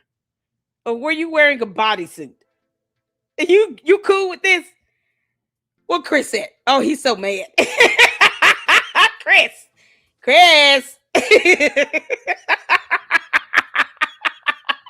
Y'all, oh, the cult members that get so mad. Where the other one go? Oh, here he is. Chris Smith Lee. Come here, Chris Smith. Don't be jealous of Candace Owens. She is beautiful, black, conservative women. You mean woman? Why do you have a period after beautiful and black? And then you don't even finish out the sentence. Conservative woman, singular, not plural. You understand? Don't control her with this filth. She took the photos in the video. No one told her to do this. No. She did this on her own free will. Don't get mad because your cult leader is sitting here kissing all over Samantha. No one told your cult leader to do this, Chris. Celebrity said she's just a friend. What kind of friend are we talking about? Celebrity. You know darn well she is not just a friend, okay? Celebrity, you're safe here. All right. If you admit, you know what? Yeah, Lady Luck, this is a bit off. Listen, we'll let it be bygones. Chris Smith, yeah, he may have a little bit more work to do. Well, whatever. You know, this is weird, right? For Candace, who claims to be completely heterosexual, why is she grabbing this woman's butt? Candace did this. We didn't make this up. Candace did it, and she refuses. She refuses to address it. Maybe the cult members can help get these photos and videos over to Candace, and then she can speak on it. But if they send it to her and she ignores you all, then that's a problem, because you all are the ones giving her all of your rent money. I would think that they would be able to say, hey, Candace, the Lady Luck Club put this stuff up and she wants to know who this woman Harpo. And she should be able to answer them, right? Because they're the ones that's holding it down for her. They're helping to raise $134,000 for Mitch Snow. They won't leave me a super at all. Chris Smith, can I get a $5 super from you? The celebrity, can you leave me a super? They won't give me no money at all.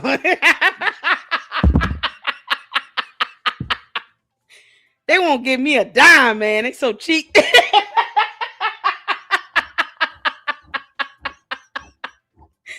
Chris Smith, Lee, can you leave me $5? Y'all can give Miss Snow $134,000. I thought I was getting $7,000. When is that gonna happen? Make this stuff. Y'all. Oh yeah. Yeah, put your moronic comments in there. They could at least leave a super for $5, right? Y'all, oh, this is something else. Who child? Celebrity said they got, chemistry and stuff, and Samantha's just a friend. I don't think Samantha would be happy with that description. Celebrity, you think Samantha's just a friend? Oh, can I ask you about this celebrity? This is the last one. I'm gonna pull it up. Hold on. Is she gonna ever explain what happened to George's eye? Or no? should we just kind of, keep brushing that on her? Candace, what happened to George's eye? How did he get a black eye? Your cult leader was arrested at 17 for harassment, right? No one forced her to do that. Look at this. Candace. You can tell us who Harpo is? I mean, this is everywhere.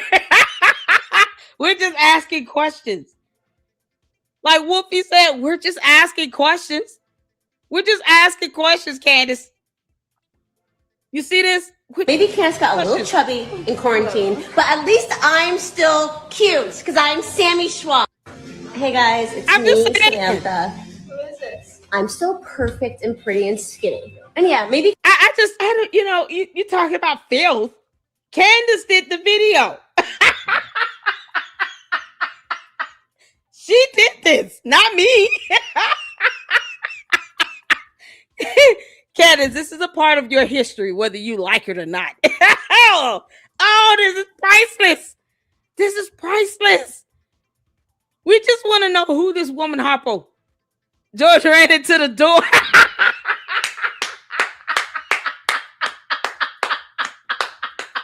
Was he trying to keep Candace from opening the door or what?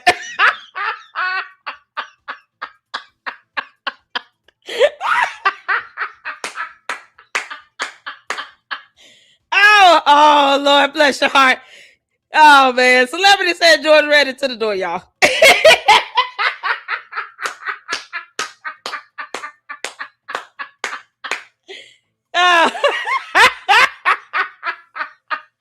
Did he run into the door or did she push him?